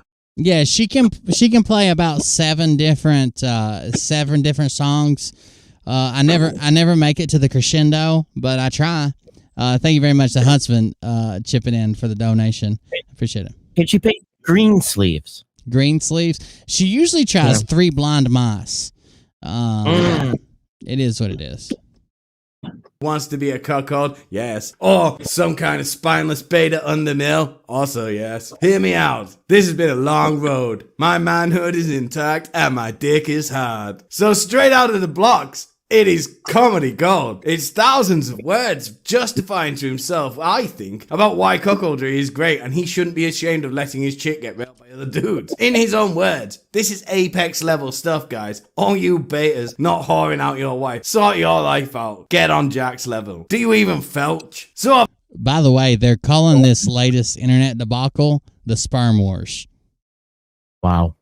obviously, he was mercilessly mocked on the internet for this, where he handled it extremely well by blocking everyone on the internet. And then he had Tim and his beat where he blamed the podcast host of the other show for him being a huge alpha chad, where he loses his mind at Tiny Little Women, which, again, didn't go well for him because Sydney Watson then made a video shitting on him. He also called everyone laughing at him losers, because you know what really works on the internet? Every single time is to start calling the people you want to stop doing something names. I mean, they don't just crank it up and do it more because they got the reaction they wanted out of you, of course. So that's where we are up until last night. It's obviously hilarious. A guy who couldn't just say, yeah, I was into some really weird stuff back then. Sorry about that. I've grown as a person. Now I'm a traditional conservative guy who just wants to help men be men for the one-time fee of $4,000. You know, normal stuff. Stupid thing is, that would have fixed everything. But Jack is a boomer and doesn't understand how the internet works. And if you make weaponized autism angry, they won't stop digging. And dig they did. As late as 2019, he and his wife were Chatubate porn stars. I can't show you any of the porn, obviously, but I can read to you his profile bio. Hello, I am Big Bad Beard 1000. Blah, blah, blah. And I work as a Chatubate.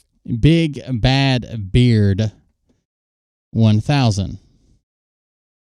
Model. I am from the USA. I speak English. Well, not enough to know how to spell speak, though. I would like to say I am really interested in men, women, trans couples, but also open to new experiences. Sounds pretty gay to me. Not that there's anything wrong with that, of course, but if you're putting yourself out there as the guy with the beard wanting impressionable idiots to give you money so you can tell them generic platitudes like work out at the gym, bro, love your family, bro, get married and have kids, bro, Christ is Kang, bro, it could be a huge problem. I sure do hope this is the end of the skeletons in his closet, or else he might be finished. Oh wait, you mean to say he's done solo videos and posted them on gay forums of him jerking off with a dildo in his ass? How very traditional and... Whoa, now. This made Jack go into a complete meltdown. He at first protected his tweets, which is of course the look you go for when everyone else has a problem, not you. And then Nick Rakita was reading his DMs that he had sent him on stream, basically threatening him, like, we've got a lot of mutuals, so this is not a good look for you, Chief. Exposing me as a complete degenerate. I mean, all Nick Rakita did was tweet that the whole thing was weird, which it is. And in the middle of that stream, he DM'd him in real time and tells him he is responsible for inciting a mob against his wife. You know, going for the, look at what you're doing to this poor defenseless woman angle. No one cares about her in this story, Jack. We're laughing at you, and only you. We felt kind of sorry for her, because I've read some of your articles, your other ones, and I don't think she's as into it as you are. You're forcing her to do this, just by judging what you type. And then, this is when you know he's reached peak. What do I do? My grift is ruined. Everyone is laughing at me. Probably throwing things around his house, absolutely losing his mind. Everybody knows he's a gay chatty bait model instead of that guy with a beard who's going to teach everyone about Jesus and how to live a wholesome... Oh no. Again, the overall theme I want to share here is I don't care what you do in the bedroom with who of what sex, but don't pretend to be this and shame other people and tell you can't do this, you got to fix this, you can't fix your country without fixing your wife, and then also be this completely other person who literally has profiles online where you have where you jack off for money while something is stuck in your ass. Like, just... That you can't be both. You cannot be both. Just be who you are. Why does it seem like all these people have some type of seedy background where they lie about it and they're the exact opposite when they're making money? I honestly think, I don't know this for a fact, I don't know him. I think Jack Murphy is that guy. He does like to do this. There's other tweets about him, earlier tweets that he has since deleted on the Wayback Machine. He had an article removed from the Wayback Machine, but there's earlier tweets where he says, you know, my wife goes through her Tinder. She has it set up like looking for girls, and it's basically like being at McDonald's and using the iPad to order, but for bitches. So her wife shows him a guy or a girl that he wants to fuck, and he orders these people up on Tinder, and he's just, which again is fine, he's just not that person. I think he is that cuckold, he is that threesome, he is that dildo in my ass while I jack off guy, but the money isn't there. The money is, conservative people who are upset about Trump, people who are upset about the election, people that are upset about what's going on in America, people that hate Biden. And if he plays that part, he gets the subscribers. Well, we can definitely, let's just say my story's about China, your story's about this. We definitely know how this goes. Well, so I don't know if I zoomed in far enough, but that actual toy he's using is made in China. That's why I linked them together. You didn't see that? Perfect. Yeah, because I'm not going to be able to sleep at night with that image. No, you're right. And the issue is that it's an extreme on this, but they all seem to have the same thing. Live this way, but I'm going to live this way, right? Right. And it's that I'm going to coach you to be this, but I'm going to go ahead and do this. Don't do as I do as I say. Well, wait a minute. And at that point, it's like you got to kind of think back and say, okay, dude, what are you teaching this? Right. What are you doing? It's nothing but the money, right? Is that what you're telling me? It's nothing but the money. It's an easy grift. And exactly. And that's where we're at with it. That's where it is for a lot of these people. Like we were talking about the other day, people were looking for hope. People were looking for direction. People were looking for someone to take charge, someone to tell them where to go, where to look, what to hope for, what to do. And they found it in weird people. And a lot of those people weren't just already set up and doing this for years. They became the person that people were looking for because they knew they could make money with it. They knew that it would, people would subscribe. They knew that they could get people's attention. They knew they could control people. Most of them just recently appeared. All the new HQ people just recently appeared. None of them are like long time from the boards, but like Phil, like he's been here less than a year. Liberty Warrior and Jeff, they've been here less than a year. All these people just showed up and suddenly have the answer, and everybody joins. Right. So I dropped the link if any alphas want to call in. Alphas only. Alphas only. We need to talk about how to be an alpha or Chinese people. Alpha or Chinese people. Or you can be both. I'm not trying to discriminate. But anybody wants to call in is more than welcome. How'd you like my story, Sage? Your story was definitely very interesting, very well in depth, graphically. Oh, well, the depth. I didn't even show how deep he could go. Exactly. So definitely a Defiant Discourse podcast, 100%. That's right. But no, it's one of those things that we're starting, because the other issue I did want to go over was Libert, but this just seems to be the I don't even know. It's I guess I haven't been in this long enough to realize that, to see this, because I'm newer to this also. But it's just, as you come in and you look at this and you're like, what the hell is going on here? And it just gets worse and worse the more I stick around with you and get into more episodes. I mean, this is our third episode, so I guess this is the route we would have to go on this episode, right? That's right. Is that what you're telling me? The third episode is always anal stimulation on all my channels. Exactly. We've got 666 subscribers, Sage. Isn't that a good number? Oh, yeah, that's fantastic. Seems that's fantastic. Seems to be going well with us. Yeah, that sounds about right for this show. What did you have for Libert besides anal stimulation? What we did watch a couple things. I did watch Devil Advocate Libert. Did you see that one?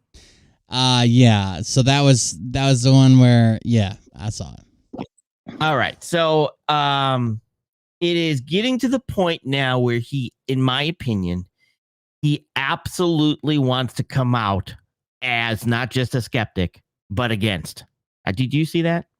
I think so, but he also knows he can't. So at the end, somebody asked him, are you just playing devil's? I am, but somebody needs to be asking these questions, but I do believe and I trust Jeff, but somebody needs to be doing, he's back and forth. He knows he can't and not keep his channel. He's built it too much on that bullshit. And this is where, again, in the same line of this, I think that is where that has become even more dangerous than it was before. Because now he has to keep that. He can't be honest with his people. He can't actually come out and say who he really wants to be. Because now it's at a point where he's actually allowing them to go down the wormhole of mental problems. He's actually leading that rope now. Sure. You're now in charge. You're now leading the troop, because you won't even stay when you want to come out and you want to say, you know what, that's a very dangerous cliff, but I'm just going to let you keep walking. I got He's you. now at that point. Yeah, Now he's- at that point. And there's no turn. I mean, he's got to ride it off the. I mean, I would applaud him. I would respect him more if he turned around and say, "Look, guys, we've been had. This is all a lie." But he can't. He won't. He can't do it. That's the point that they're reached, and even to the point that even Jeff B's coming out and they're trying to do more news, and they're trying to even Mike Penny's now trying to do more news. Yep. They're all realizing it, but they know that these people are falling off the cliff, but they won't shout out, "Hey, that's a cliff. Don't go that way." Sage. They have reached. Oh, I didn't mean to cut you off. Tomorrow we do have a long show. Don't forget the DDP podcast for the end of the year. Tomorrow we do have a long show, and we're going to have a bunch of those video clips. I've been grabbing some. We got some more recorded calls. We got some recorded telegrams. We got some stuff to cover in depth. But let's right quick. Alpha Brown Eye calling in. Alpha Brown Eye. Welcome to the show, Brown Eye. I'm Hawkeye. Hawkeye. What's up, man? What? What's going on? I can't do it. I just can't do it. Are you an alpha or Chinese? Yeah. Now, if I say I'm an alpha, then I'm not an alpha. Okay. If I put on a pair of sunglasses or a pair of glasses, I'm still not an alpha because I look silly in glasses. So we'll go with Chinese. We're gonna go with Chinese then. Yeah, that's the first rule of Alpha Club. You can't talk about Alpha Club. Right. Exactly. Done. Consider it done. What's up, brother? Not much, man. I love you guys. And I was looking back at my subscriptions, and I actually have been following cold beer forever. Oh, yeah. Yeah, I didn't even realize it. I was watching it one night, and it's like, dude, I've been following you forever. And I just, and Sage, I love you too. But you're the other guy, Sage. You're the other guy. We got something special. Great. I know where I'm going to end up. I'm going to end up the one being pimped out. That's just fantastic. Go ahead. So, I watch your stuff every day, and I can't disagree with much of any of it, Sure. if any of it, this whole Jack Murphy thing, that is really bizarre, man. Yeah. I just don't get where these people, everybody is selling out their soul for clicks. It has nothing to do with being a patriot. It has nothing to do with being with being somebody that's looking for the truth. It's for looking for the clicks. For sure. And it just bums me out. And this is really a lot bizarre. of them get to a point where they're like, man, it's not worth it. It's not worth the clicks. What am I doing here? You can even see them have small little portions of episodes where they realize what they're doing is wrong, but they can't turn back because they've quit their job. They've become full-time this. They've got, 1,000 paid members. They got this. They got that. They're selling silver now. And where do you go? I mean, like, if you build it on the truth is always there. Or at least if you honestly believe it. It's still always there, even if you're wrong. But these people who build it on lies, there's nowhere to go. It's either stop lying and go get a job, which they don't want to do, or continue to lie, rake in tons of cash. Yeah, but man, you guys made a great point on one of your podcasts the other night, and I don't know if it was Sage that made the point, but probably. It was this whole Nazira Jazeera thing. There are people that literally took everything that they own and converted it into bullshit. Oh, and yeah. they're taking out loans and they're doing stupid stuff. And there's people that are really going to be hurt. Yeah, I think I think Sage said that the other night. I mean, these people are really going to get hurt listening to some of this bullshit that's going down. Yeah. Over the Christmas break, I read a bunch of messages of people that are like, I'm spending Christmas alone. My mom's super sick, but I'm waiting on a med bed. Or I spent the last of my savings and bought Zimbabwe dollars. I can't wait for the reevaluation. I'm broke. I haven't paid my taxes. We filed for another extension. People are making life-altering decisions over this. And it's bad. 30 years ago, it was the Nigerian prince. That you had to send all the money to so that you could get your money. It's just like, where have we haven't even taken one step forward. It's still that. It's just now on YouTube. For sure. It's gone from emails to YouTube live. Right. And money is one of the things that causes major divorce. Money problems and money stress is a huge factor in suicide. It's a huge factor in divorces. It's a huge factor in stress in life. And when they, waiting on this money, when this money never shows up, it's going to cause problems in that relationship and the family, and to the point that you will see suicide. Yeah. So can you imagine going to your wife and telling her that you just took every penny because of a guy on YouTube? I mean, really? My wife, I would go from an alpha to like a eunuch in like 2 seconds. You know? You do it once, because after that we would never see from Hawkeye again. It would, He'd be done for. Yeah. Oh my God. Oh, yeah. I can't believe the people who just take someone's word for something. And it's always, I don't know when people stop believing that too good to be true is too good to be true. They just eat it up now. Well, all the truth is now a circular firing squad. Jeff B gets it from Hugh, who gets it from Jane, who gets it from somebody else. Yeah. And I know it's true because I read it on this WXLWQR.org website. That's right. It's like, And then, don't give Jack Murphy any ideas with any type of circle jerk or circle things like that, because that'll be my favorite source they quote is when they say that a media outlet is reporting this, and then they link to a blog spot or a .wordpress.org site. Yeah, that's great. They can't even pay for a website. Yeah, it's just we've got to the point where we always knew that 20% of the people out there have been abducted by aliens. We always knew that, but now we're to the point where the other 80% is believing the 20% that were abducted by aliens, and now they have been abducted by aliens by proxy. Oh yeah, right. They're part of it. Absolutely.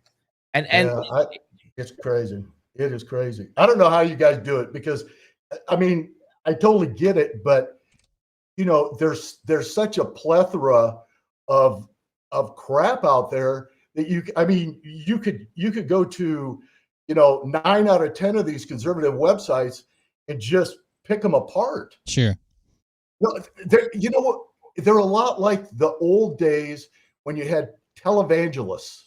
Yeah. And you had a lot of these guys that were preaching stuff that you knew was beyond their ability to provide. Right. Right. And Prosperity. that's right where we're at right now. But you see it, but you can see it on your screen, so it's true.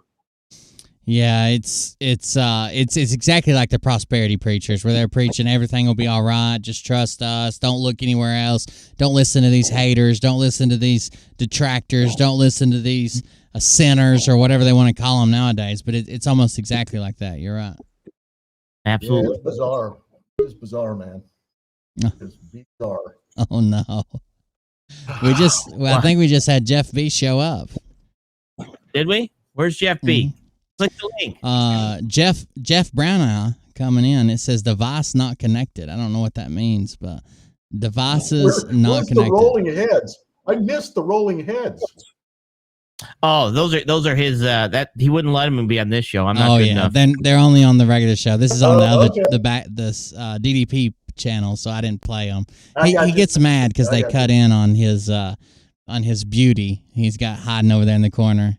He thinks he looks too much like Liberty Warrior. Like if Liberty Warrior and Jeff had a kid, he thinks he looks too much like him, and it distracts the chat. Yeah, absolutely. How could you not? Right. That's why I have to wear the hat and the glasses, just to keep it shining down. Oh God. Yeah, the confusion. Here we go. Here we go. If I don't, basically what's going to happen is they won't know what channel they're on. They'll think they're on Liberty Warrior Nation, and then next thing you know, we won't get any subscribers. So I've got to make sure we don't send people there just by looks. Actually, Hawkeye, I'm glad you called in, because the show we did with the the moon landing, where it was like a conspiracy show. We're thinking about taking this show where I cover grifters and Sage kind of covers the news. We're thinking about maybe bringing pieces of those in the show, but also covering like some conspiracy theories or hot button issues to get more people to call in and, you know, share different opinions, and we can argue or yell or whatever, be like alphas, but it'll be fun. Right. Okay, so I bought a whiteboard just so I could get on one of those and actually do some.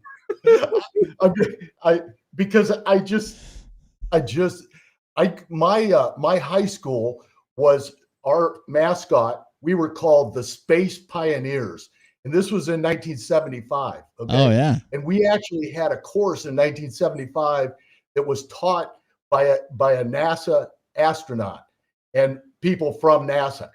So I got to be around that when I was a kid, and I just don't understand where people believe that none of this happened. You know, I just don't get it. Well, I just don't get it. They get these gurus. They get the gurus. I got the whiteboard.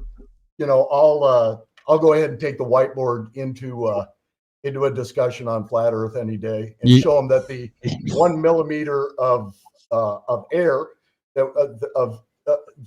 is not a globe, you know, right? And that if you take the diameter of the Earth times pi to get a flat Earth, that's almost 24,000 miles across. Sure. I mean, there's just some. Don't get me started, dude. I was watching a guy the other day that said the difference in between the lowest point on Earth and the highest point on Earth. If you took Earth, because people are talking about, well, you can't see this, can't see the horizon. We've got these giant mountains and giant crevices. You can't, you see them for too far. They were saying if you took the Earth, the highest point and lowest point, and you shrunk it down to the size of a cue ball, that it would be the smoothest cue ball ever produced. We can't even, like a cue ball on a pool table, you know how smooth it feels. We don't even have the manufacturing technology to represent an Earth on that scale, because the difference is so minute when you take the whole fucking Earth into it, rather than just saying, there's Mount Everest and there's, the Mariana Trench or whatever. It's a huge difference. And it would be the smoothest cue ball ever produced, ever. Yeah, my thing is the seasons. How do you explain the seasons? How do you explain, it gets closer and it moves? Well, then it moves faster because circles, as you move closer, how do you explain that the time speed doesn't change? Yeah. It still stays 24 hours. And they don't have an answer for that. And it's like, okay, I don't know. What the hell's wrong with you? What is wrong? Okay, so I'm a ham radio operator. And if you understand radio waves, if you had 1,000-foot tower on a flat Earth and you had enough power, you'd be able to talk to the entire planet. Sure. Correct. Stupid stuff like that, I just don't get, Right. Well, we can't talk around the Earth because there's called line of sight for radio waves unless you're bouncing them off the ionosphere, Well, there's a lot of people that are affected by what they call the Dunning-Kruger effect, which is like, they say they did, so we had callers call in and say, I've researched this, I've done this. There, if you look at people who research stuff, there's like this graph that goes like straight up and then it falls off and kind of tapers down and comes back up again. And the Dunning-Kruger effect says that it's basically the people that are at the first peak there know just enough research to think they're right, but they've actually not even got anywhere close to understanding the topic. And after they get over that hump, they fall back to the bottom to almost someone who knows nothing about the topic. But these people do research that caters to their beliefs, research only from Flat Earth Dave or Flat Earth this guy or Flat Earth that guy, and they believe it, and they're like, well, why won't stupid stuff, like why won't water stick to a tennis ball? Well, are you saying that we have to have a one-for-one Earth comparison to prove it's round? Like, I don't think that's possible. We're not nowhere near the same scale, shit like that. And I could tell them that in my college physics class, like we did experiments to prove that gravity exists. You can make lead weights change their motion because lead is attracted to heavy. The gravity from left to right, not up and down, not like on a scale, but left to right. You can make shit attract each other because it's heavy, and you still can't prove it to anybody. That it's flawed. That's not what that really means. There's buoyancy. Shit's wild. Well, you know, there's the law of conservation of momentum. Sure. Not mass, but conservation of momentum. So Ghetto was talking the other day about you know, if I'm on the Earth and it's traveling at this much rotation, why doesn't a ball just flip? You know, just go the other direction when I throw it up in the air? Sure. And okay, so if you're in a car going 100 miles per hour and your wife's sitting next to you and you throw her your iPhone, why doesn't it go straight out the back window? Yeah. You know, because that's the law of conservation of momentum. Yeah, you're moving with the car. Same as if you're in the bed of a pickup Inertia truck. times mass. Inertia times mass is a momentum. Sure. Yeah, it's crazy. I've used that same example with saying if you take a baseball going down the interstate at 70 miles an hour and you set it out the window, it's no longer traveling with you. It technically freezes in time while you go forward and it appears to go backwards. But if you do it in the car, it's traveling with you and it keeps its momentum and it doesn't go out the fucking windshield at 70 miles an hour, because it's the same way if you so Professor Dave explains it. He's got a really good series on debunking flat Earth on YouTube, but he explains it as, have you ever rode in the back of a pickup truck? When you jump in the back of a pickup truck, even if it's doing 30 miles an hour, which is super fast for you to jump up, you don't leave the back of the pickup truck and land somewhere in the road. You travel with it. You imparted that momentum on yourself. Well, another interesting point is, they always correlate it with the Bible. And so they talk about a firmament. So with the firmament, they're talking about separating the oceans from the high oceans to the low oceans. Right. Nobody ever goes to the point that could mean that you've got clouds in the upper atmosphere. So those are actually separated, and the weight of water vapor in the atmosphere is 1.27 times 10 to the 16th power kilograms. Oh, wow. I didn't even know that. Okay. And that's what's sitting in the air right now. Right. So that's a lot of water, my friends. For sure. Just hanging out up there. That is a lot of water. So yeah, there you go. They changed the narrative to fit their story. It's not their story fits the narrative. It's the narrative fits their story. Right. And you know what? We're stupid, because why do we even argue it? Yeah. Why? If I walked up to a guy on the street, I would probably just walk on. Sure. I wouldn't even argue it.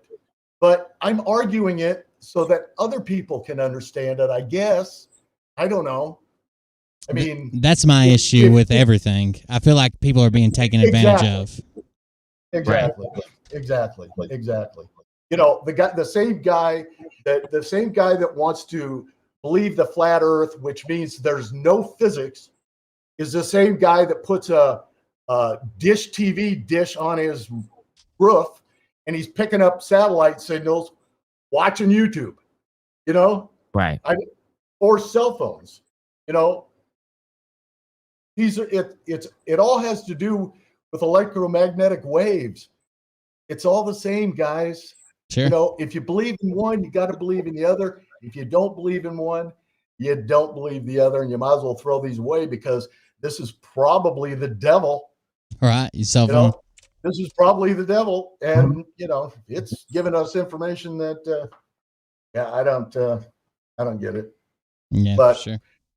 Okay, so I've held you guys up for long enough. I've got my mother here with a little bit of dementia. My sister dropped her off for a few days, so I'm going to go back to that and watch your show. But I appreciate you giving me the time to come up here and say hi to you guys. Yeah, I enjoy that shit out of your stuff, man. So I appreciate you calling in, man. And by the way, Will, are you into 3D printing a lot? Yeah, I 3D print. I got a resin printer and an FDM printer, both. Yeah. Which FDM do you have? I have an Ender 3 Pro or Ender 3 version 2, not the Pro, version 2. Okay. So I'm really well. You guys don't know my real name, but I'm really well known in the 3D printing community. Oh shit, good. I probably have some questions. Yeah, I have a cooling mod that I gave away for free to the community, and it now has 1.2 million downloads. Oh yeah. But I gave it away as open source. So Sure.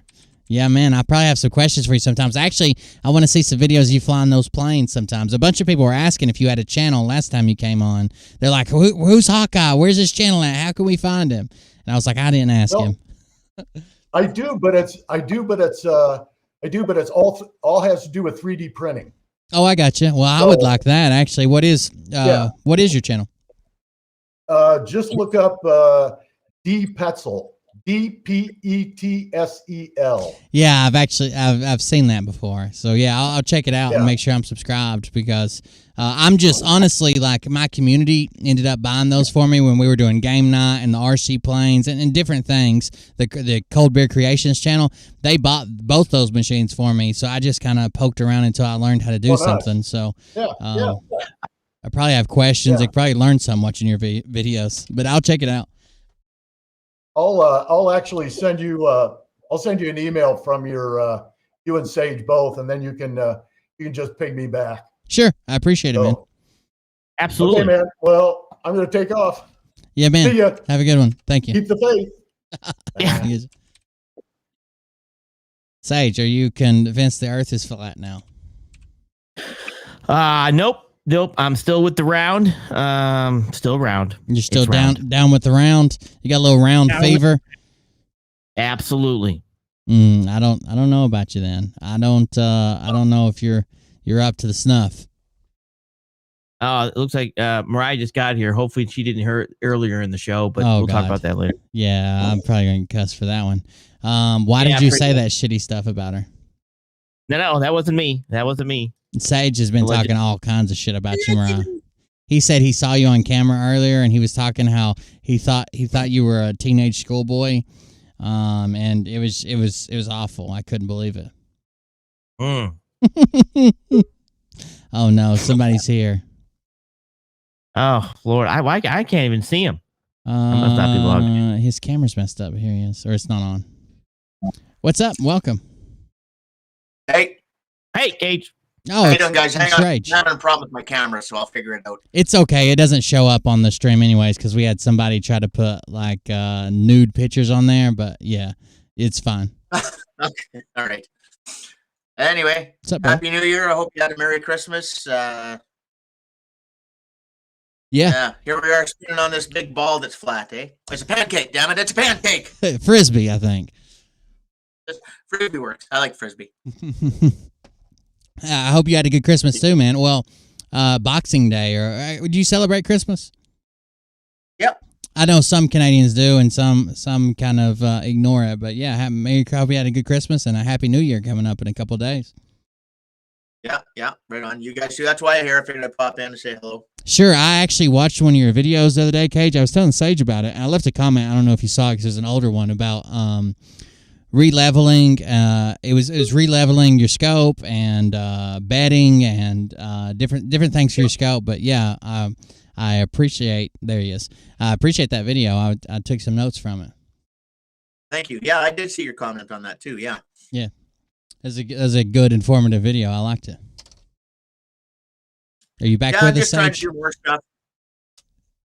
Doing more stuff, so get back into it. Sure. Yeah. I noticed some of your, prepping and preparedness and stuff like that. Some more of that stuff. I enjoy that type of content, especially like if I'm like at work and got something playing in the background, something I don't need to pay attention to, but it's probably stuff that I could stand to learn or at least have playing in the background and maybe pick up something. I play a lot of that continuously kind of background stuff.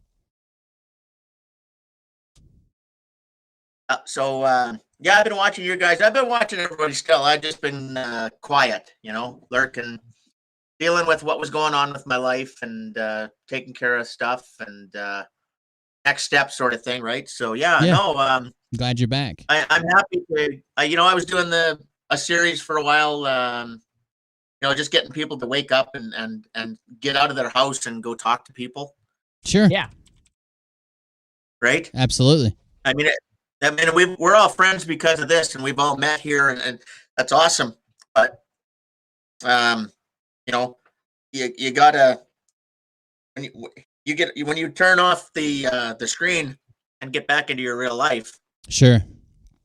You're dealing with people face to face. Know the people everything around else is you, good, and right? yeah, absolutely. It's a good idea. Yeah. So yeah, I've been trying to bring the world events into that. But yeah. Yeah.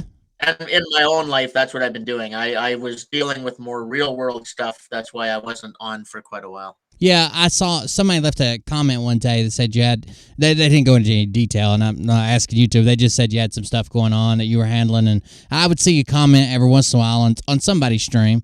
But no, I'm glad you're back. Glad you called in. I appreciate it. Yeah. Cool. Yeah, man. So what's the weather up in Maine there, buddy?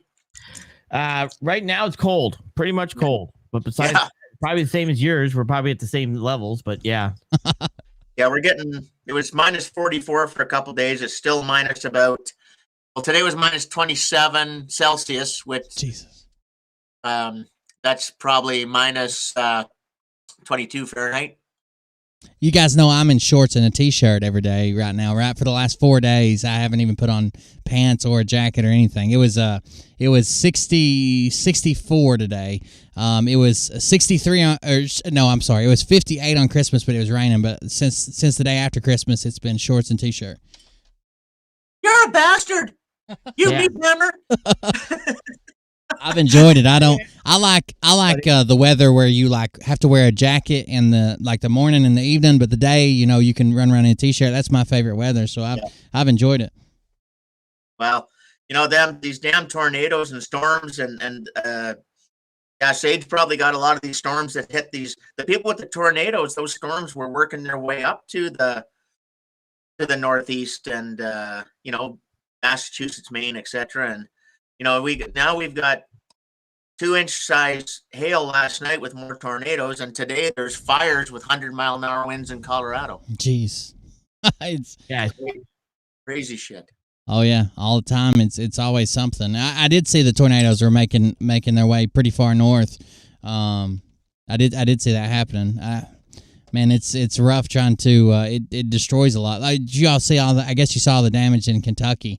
I mean, it wrecked Kentucky that last time those tornadoes come through, and man, I couldn't imagine going from. I mean, like I lost my house and like a bad deal and blah blah blah, but I couldn't imagine just losing it like that, all in one swift motion. And everything's gone and destroyed, or a house fire. A lot of holiday house fires happen. I couldn't imagine going through that. It's awful.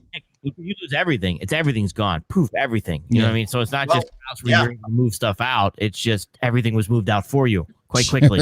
I tried to explain to people after my house fire in 2010. I woke up in the middle of the night and the house was on fire. I barely got out, and then I watched it burn. Jeez. And my couple family members and friends are saying, "Oh, well, you're going to get all this money now, insurance money." I'm like, whatever. And then a couple months later, after I, started doing my thing and getting my life back, and I bought a house and I started, furniture and, everything, right? They're like, "Well, how come you're going through your money so fast?" I'm like, holy fuck. Open every drawer in your house. Yeah. Open every closet. Everything is gone. You have nothing. Okay. Look out in the open field. That's what you have. Yeah. You have nothing. You don't have forks and knives. You don't have underwear. You don't have toilet paper. You don't have a marker on your desk. You don't have a lamp beside your bed. Sure. You have nothing, absolutely nothing. You can't open a bag of potato chips and have a snack. It's not there. Yeah, even when people talk about like, we had to start over financially. I mean, that's still a big difference. You still had clothes on your back. You probably still had maybe an old beater car. You probably still had furniture of some sort. It's a big difference in starting completely over and like starting over like a little reset or a financial reset within your household or whatever. It's a major difference. There's a lot of things you don't even think about that's just gone in an instant. Yep. And the thing is, too, you think about these people in these war-torn countries. Like I was in Bosnia, I was in Kosovo, I was in places in Africa. And you see these people walking down the road, these refugees, and all they have is, if they're lucky, they've got a bundle that they wrapped the blanket on the top of their bed and threw some things on it and bundled it up, and they're carrying it, might have a suitcase. Sure. They've lost everything too. Those people are, and then they've got all the war on top of them, right? Absolutely. We're going through all these things, but nobody's trying to shoot at us while we're doing it. Yeah, that's the truth. There's those refugee camps are bad, and a lot of people are like, well, so I understand the argument, like we shouldn't bring everybody here and not do background checks and stuff, but also I don't like when they're like, well, you just need to go back and fix it. Some of them are like, they're not war fighters. They just woke up and their house was exploded and their whole neighborhood was taken over and their daughter was kidnapped. It's not like they just need to go back and negotiate. They're left with nothing a lot of times. Right. And it's not easy going back. Go ahead, Sage. Sorry. Yeah, it's not as easy as going back. It's not. I mean, you have multiple tribes speaking even different dialects and everything else, and it's all trying to get together. So it's not something that you're just like, hey, John, can I go? You know what I mean? It's. I understand, like you said, you have to do the checks, but you also have to realize that send them back to do what? Yeah. You know what I mean? Well, again, I was in Kosovo in 2000 and 2001 when people were going back to their homes. And, in a lot of cases, there was somebody living in that house now. There was somebody had opened their restaurant. Yeah, just taking it. It's a true story. We had to go in and kick people out of what they thought was their home. Because, no, it's not your home. I'm sorry. It's this guy here. Right? Right. So it's, yeah. But anyways, let's end on a good note and, see, you guys got this channel going, and it looks like it's doing okay for you. And I'll pop in once in a while and piss you off for a couple of minutes and run like I always do. All right, that's what we expect. Absolutely.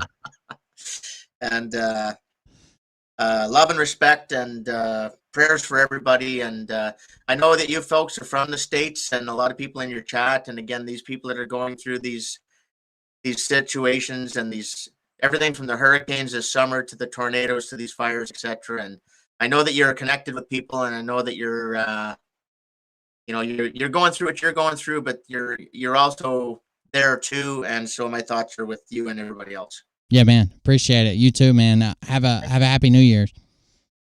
Right on. Cheers, guys. See you, bud. Yep. Bye. Rage in the Cage. You can check him out on YouTube. Like I said, I was watching one of his videos the other day about it was leveling and remounting a scope and make sure everything was leveling. And then I got into the comments where people were talking about bedding and the action, like a full bedded action and a semi-float and a floated. And I enjoyed that little conversation. It's been a long time since I had somebody and talked weapons. It's because I run everybody off. Sage, are you my friend? I don't have any. Yeah, I'll be your friend. Okay. I'll be here. I'm probably the last. Every time I try making friends with somebody, they start doing intel. Oh, well, yeah, I did the opposite. I did the intel, then became your friend, so we should be safe. Yeah, I have a feeling you're going back. My chat keeps warning me about you. Don't trust that guy. But I don't think I'm going back. Let's put it that way. Always a bridesmaid, never a bride. That's what I always say. Exactly. Guys, I'm going to drop the link one more time. If you want to call in, make sure you do, because we'll probably wrap it up. But there's the link back in the chat. Sage, what were you saying? Where's Danny Boy?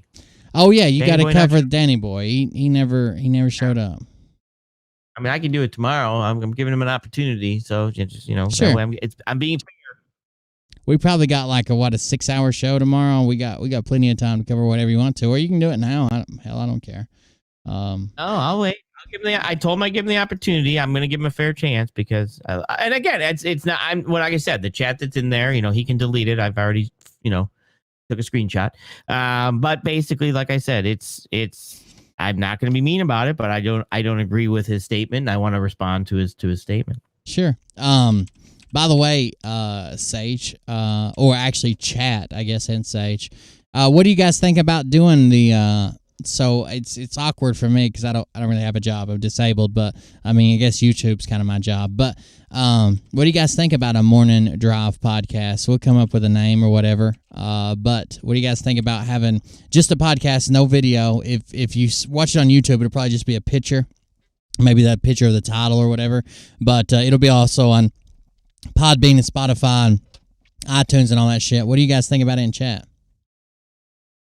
What do you think about it? Press 1 if you want it. I'm in. We can grab some articles. We can do a bunch of stuff. Like I said, we can grab some news articles. We can grab, dumbest criminals. What made me think about it was somebody messaged me and said, I can never watch it live, but I've got like an hour commute into work and an hour commute out. And I could check it out then, and or it makes me feel good to watch your show, or blah blah blah. And I thought, yeah, maybe we can, instead of being negative or doing this or doing that, we can do some get people feeling good before they go into work or on their way into work, and have a good night. But we'll see. I think it'd be a good idea. I think we should. I mean, what's worst case? You get 50 people or whatever in there. And then it starts to grow. I mean, I just think that it's needed, and you have a lot of people across the pond that can't watch your show, just like you said. So this gives them at least an opportunity to see it live or whatever. And we could do it on, it doesn't have to be on YouTube. We could take it right to Podbean. Sure. And a lot of so I you were on one of the shows the other day. I've got a lot of friends that are, in the UK, and a lot of viewers that view replays from the UK, and a lot of other content creators from the UK. So they could be on. It'd be more feasible for them to be on then, or to call in, or to watch live, or whatever. It kind of gives everybody a chance to do the same thing, whether they're watching or calling in. We could have I'm sure M could call in, and Intel Lady, and Tap, and all those people that typically can. I'm past their bedtime. Right. And I have means to be able to, they can call my phone number. So I have means to actually take a phone call. Sure. I think you do also. Yeah, that's how we used to do it. So if it's in, if somebody wanted to call in and M or Intel, if they want to call in, then they can just dial. Sure. Or Tap. Tap can call in there. Tap, actually. And then maybe. Go ahead. Tap and Fall can meet, because I think Tap wants to meet Fall, so I eventually have to get Fall on. So I know you wake up super early, but sometimes I stay up super late and I can't sleep. If I'm here and I haven't went home yet, a lot of times Tap ends up in the chat when I'm winding down, because it's like 3 or 4 in the morning here and he's getting up to start his day. But yeah, I'll just have to adjust my schedule a little bit, because I typically take the boys into school, but I can still do it around that, especially if it's not a video podcast. I could just, towards the end of the podcast, I can switch to my phone audio, and we could wrap it up while I go grab the boys and drop them off at school and finish it out, because I can call into whatever. If we use StreamYard or whatever to communicate, I can call into that with my phone and just switch over. Right. I think it'd be good. Worst case, have an emergency host jump in if you had to something, you know what I mean? Somebody else to go with me, but if we had to. Oh, I see. You're already trying to move Jeff B in? Right. Trying to move Jeff B in. Jesus well, Christ. first thought was David. I thought David, living in his car, having a show for, that type of thing. Oh, a morning drive podcast while you live in your morning drive. Yeah, now you're getting it. So here's one thing.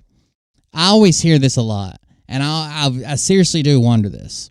So people talk shit about me because I'm like disabled or whatever, and I stream and take donations, and then they say, I take donations, but I do this with them, or I don't make no money off this because I work a job, because I have a job, and it's usually like a snide comment towards me.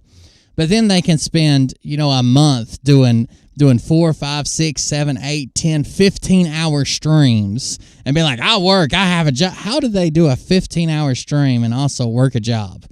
This seems like non-conducive for that. Yeah, I have seen others do that, but he owns a business and he just doesn't do anything on that day. Right. But yeah, I have another guy that I know that does 15-hour streams, but he owns a business and just doesn't do anything. But yeah, it's I ask the same thing, because I'm lucky, because the time that we do this, I either handle my stuff early in the morning. Sure. My stuff's on project type stuff. So a lot of time I'm sitting here, the way I've got it set, I can do that. I don't think David's in a position that he's runs a company like me. So unless he's just collecting unemployment or marrying Filipinos to get them green cards for payment, or doing that, I don't know. I actually don't know. I just know that it's I'm kind of confused how that happens. Sure, absolutely. It seems very strange. I don't know. It boggles the mind. Well, I guess All right. that's it. So ever since Mariah Van Lith Bird came into the chat talking all this shit, I'm calling you by your full name. I'm calling you down. Anyways, ever since she came in the chat, she kind of ruined it. Click the link. Another keyboard warrior. Click the link. Talking all that shit. You better call in. No.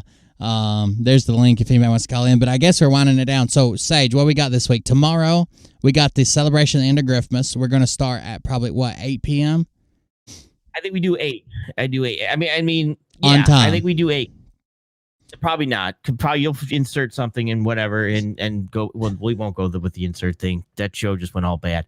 But no, I think what we do is we start at 8, and then it's gonna be the Griftmas New Year. I need everyone. This show is over. I need everybody to pick some grifter words and put it in the comments For fall. because I gotta get for fall. I've got to get with fall, and we're gonna put. I'm just gonna throw the words on the screen. I'm gonna say, tell a story. Go with it. And I want to see what happens because I have absolutely no idea how bad this could be. But I do want to put this out here at the end of the show. Just make sure everybody who's possibly sitting back and listening for Libert or Jeff B. And Jeff B, I know you're here. But Jeff B listening. You're definitely gonna want to listen tomorrow. You guys are definitely gonna want to listen tomorrow. You'll have plenty of time to check in, but you're definitely gonna want to listen tomorrow. I am disappointed in Danny Boy, not calling in. But I can, like I said, I have no problem doing the video tomorrow and breaking this down. But I am definitely I think this is my frustration with this, right? My frustration is everybody wants to be a hard ass behind the keyboard. And when I say, you know what, we'll create a show that you can actually click a link and actually use your words and Sure. confront the person that you want to run your mouth about. Everybody's like, whoa, wait a minute. What the hell he's doing? That's mean. And we need to be together and we need to team up and we shouldn't be at each other. Sure. And then they go back to the keyboard and then they type. Uh-oh. This is Will's mom. Will's baby mama. Mariah Van Lith Bird. What kind of What statement? does that mean? What? What's with the van lift shit? What's that mean? Is that not your middle name? You're retarded. I don't know where I heard that. If that's not your middle name, what? Hey, I saw your dad today at McDonald's. Wayner. Oh, Lord. That's not funny. That's my uncle. Great uncle. Your uncle dad. You're stupid.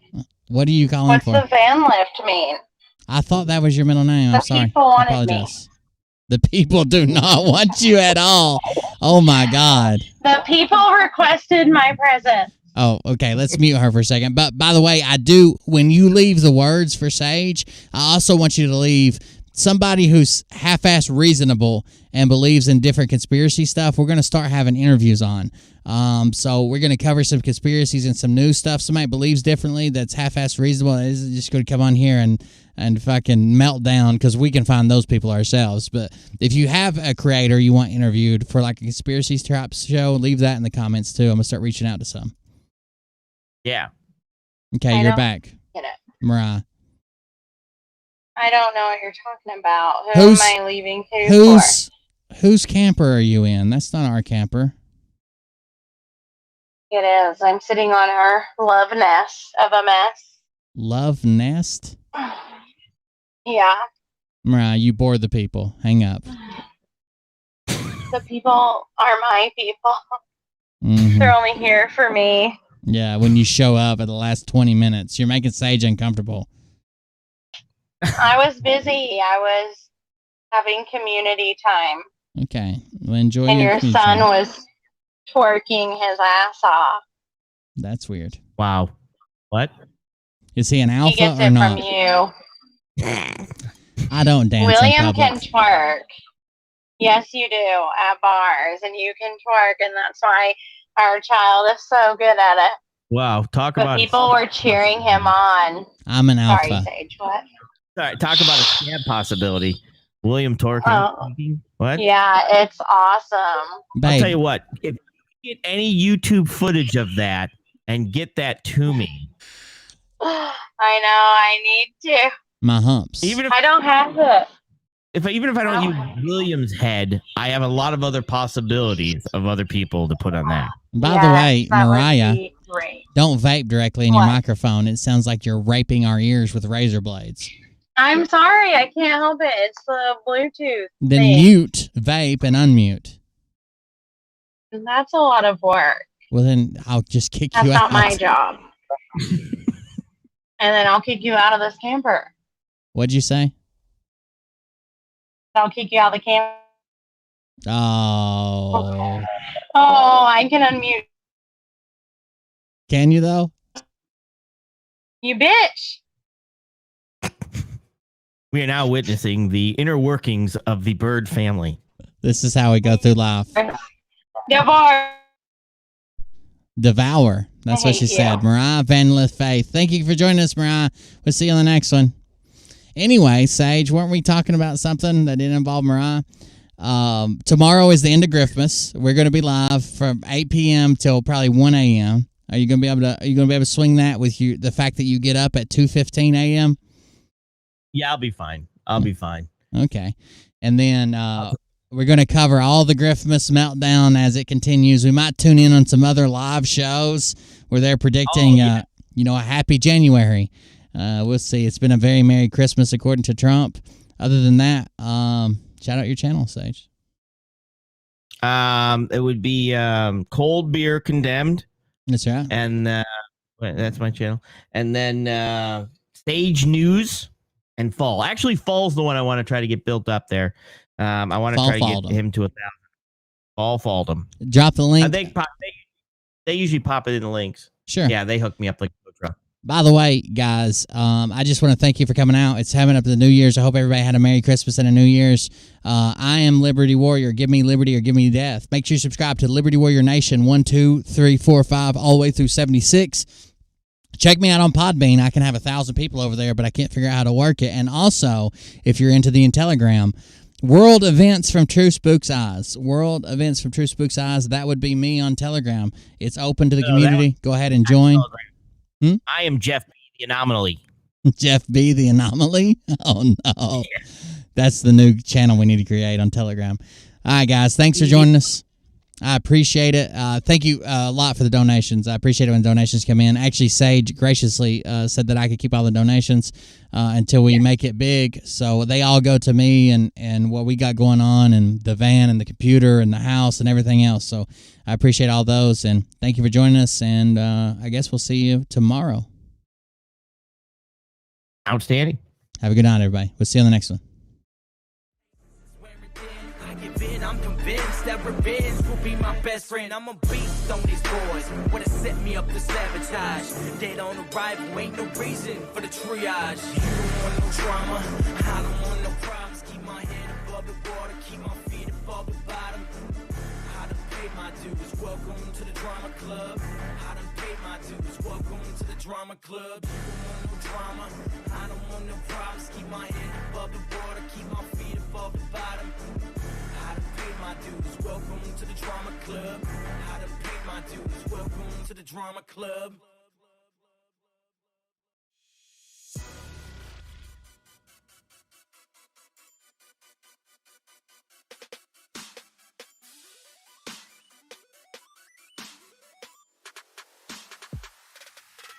Another day, another struggle. Life in the fast lane. To report a hustle, that's the price to play the game.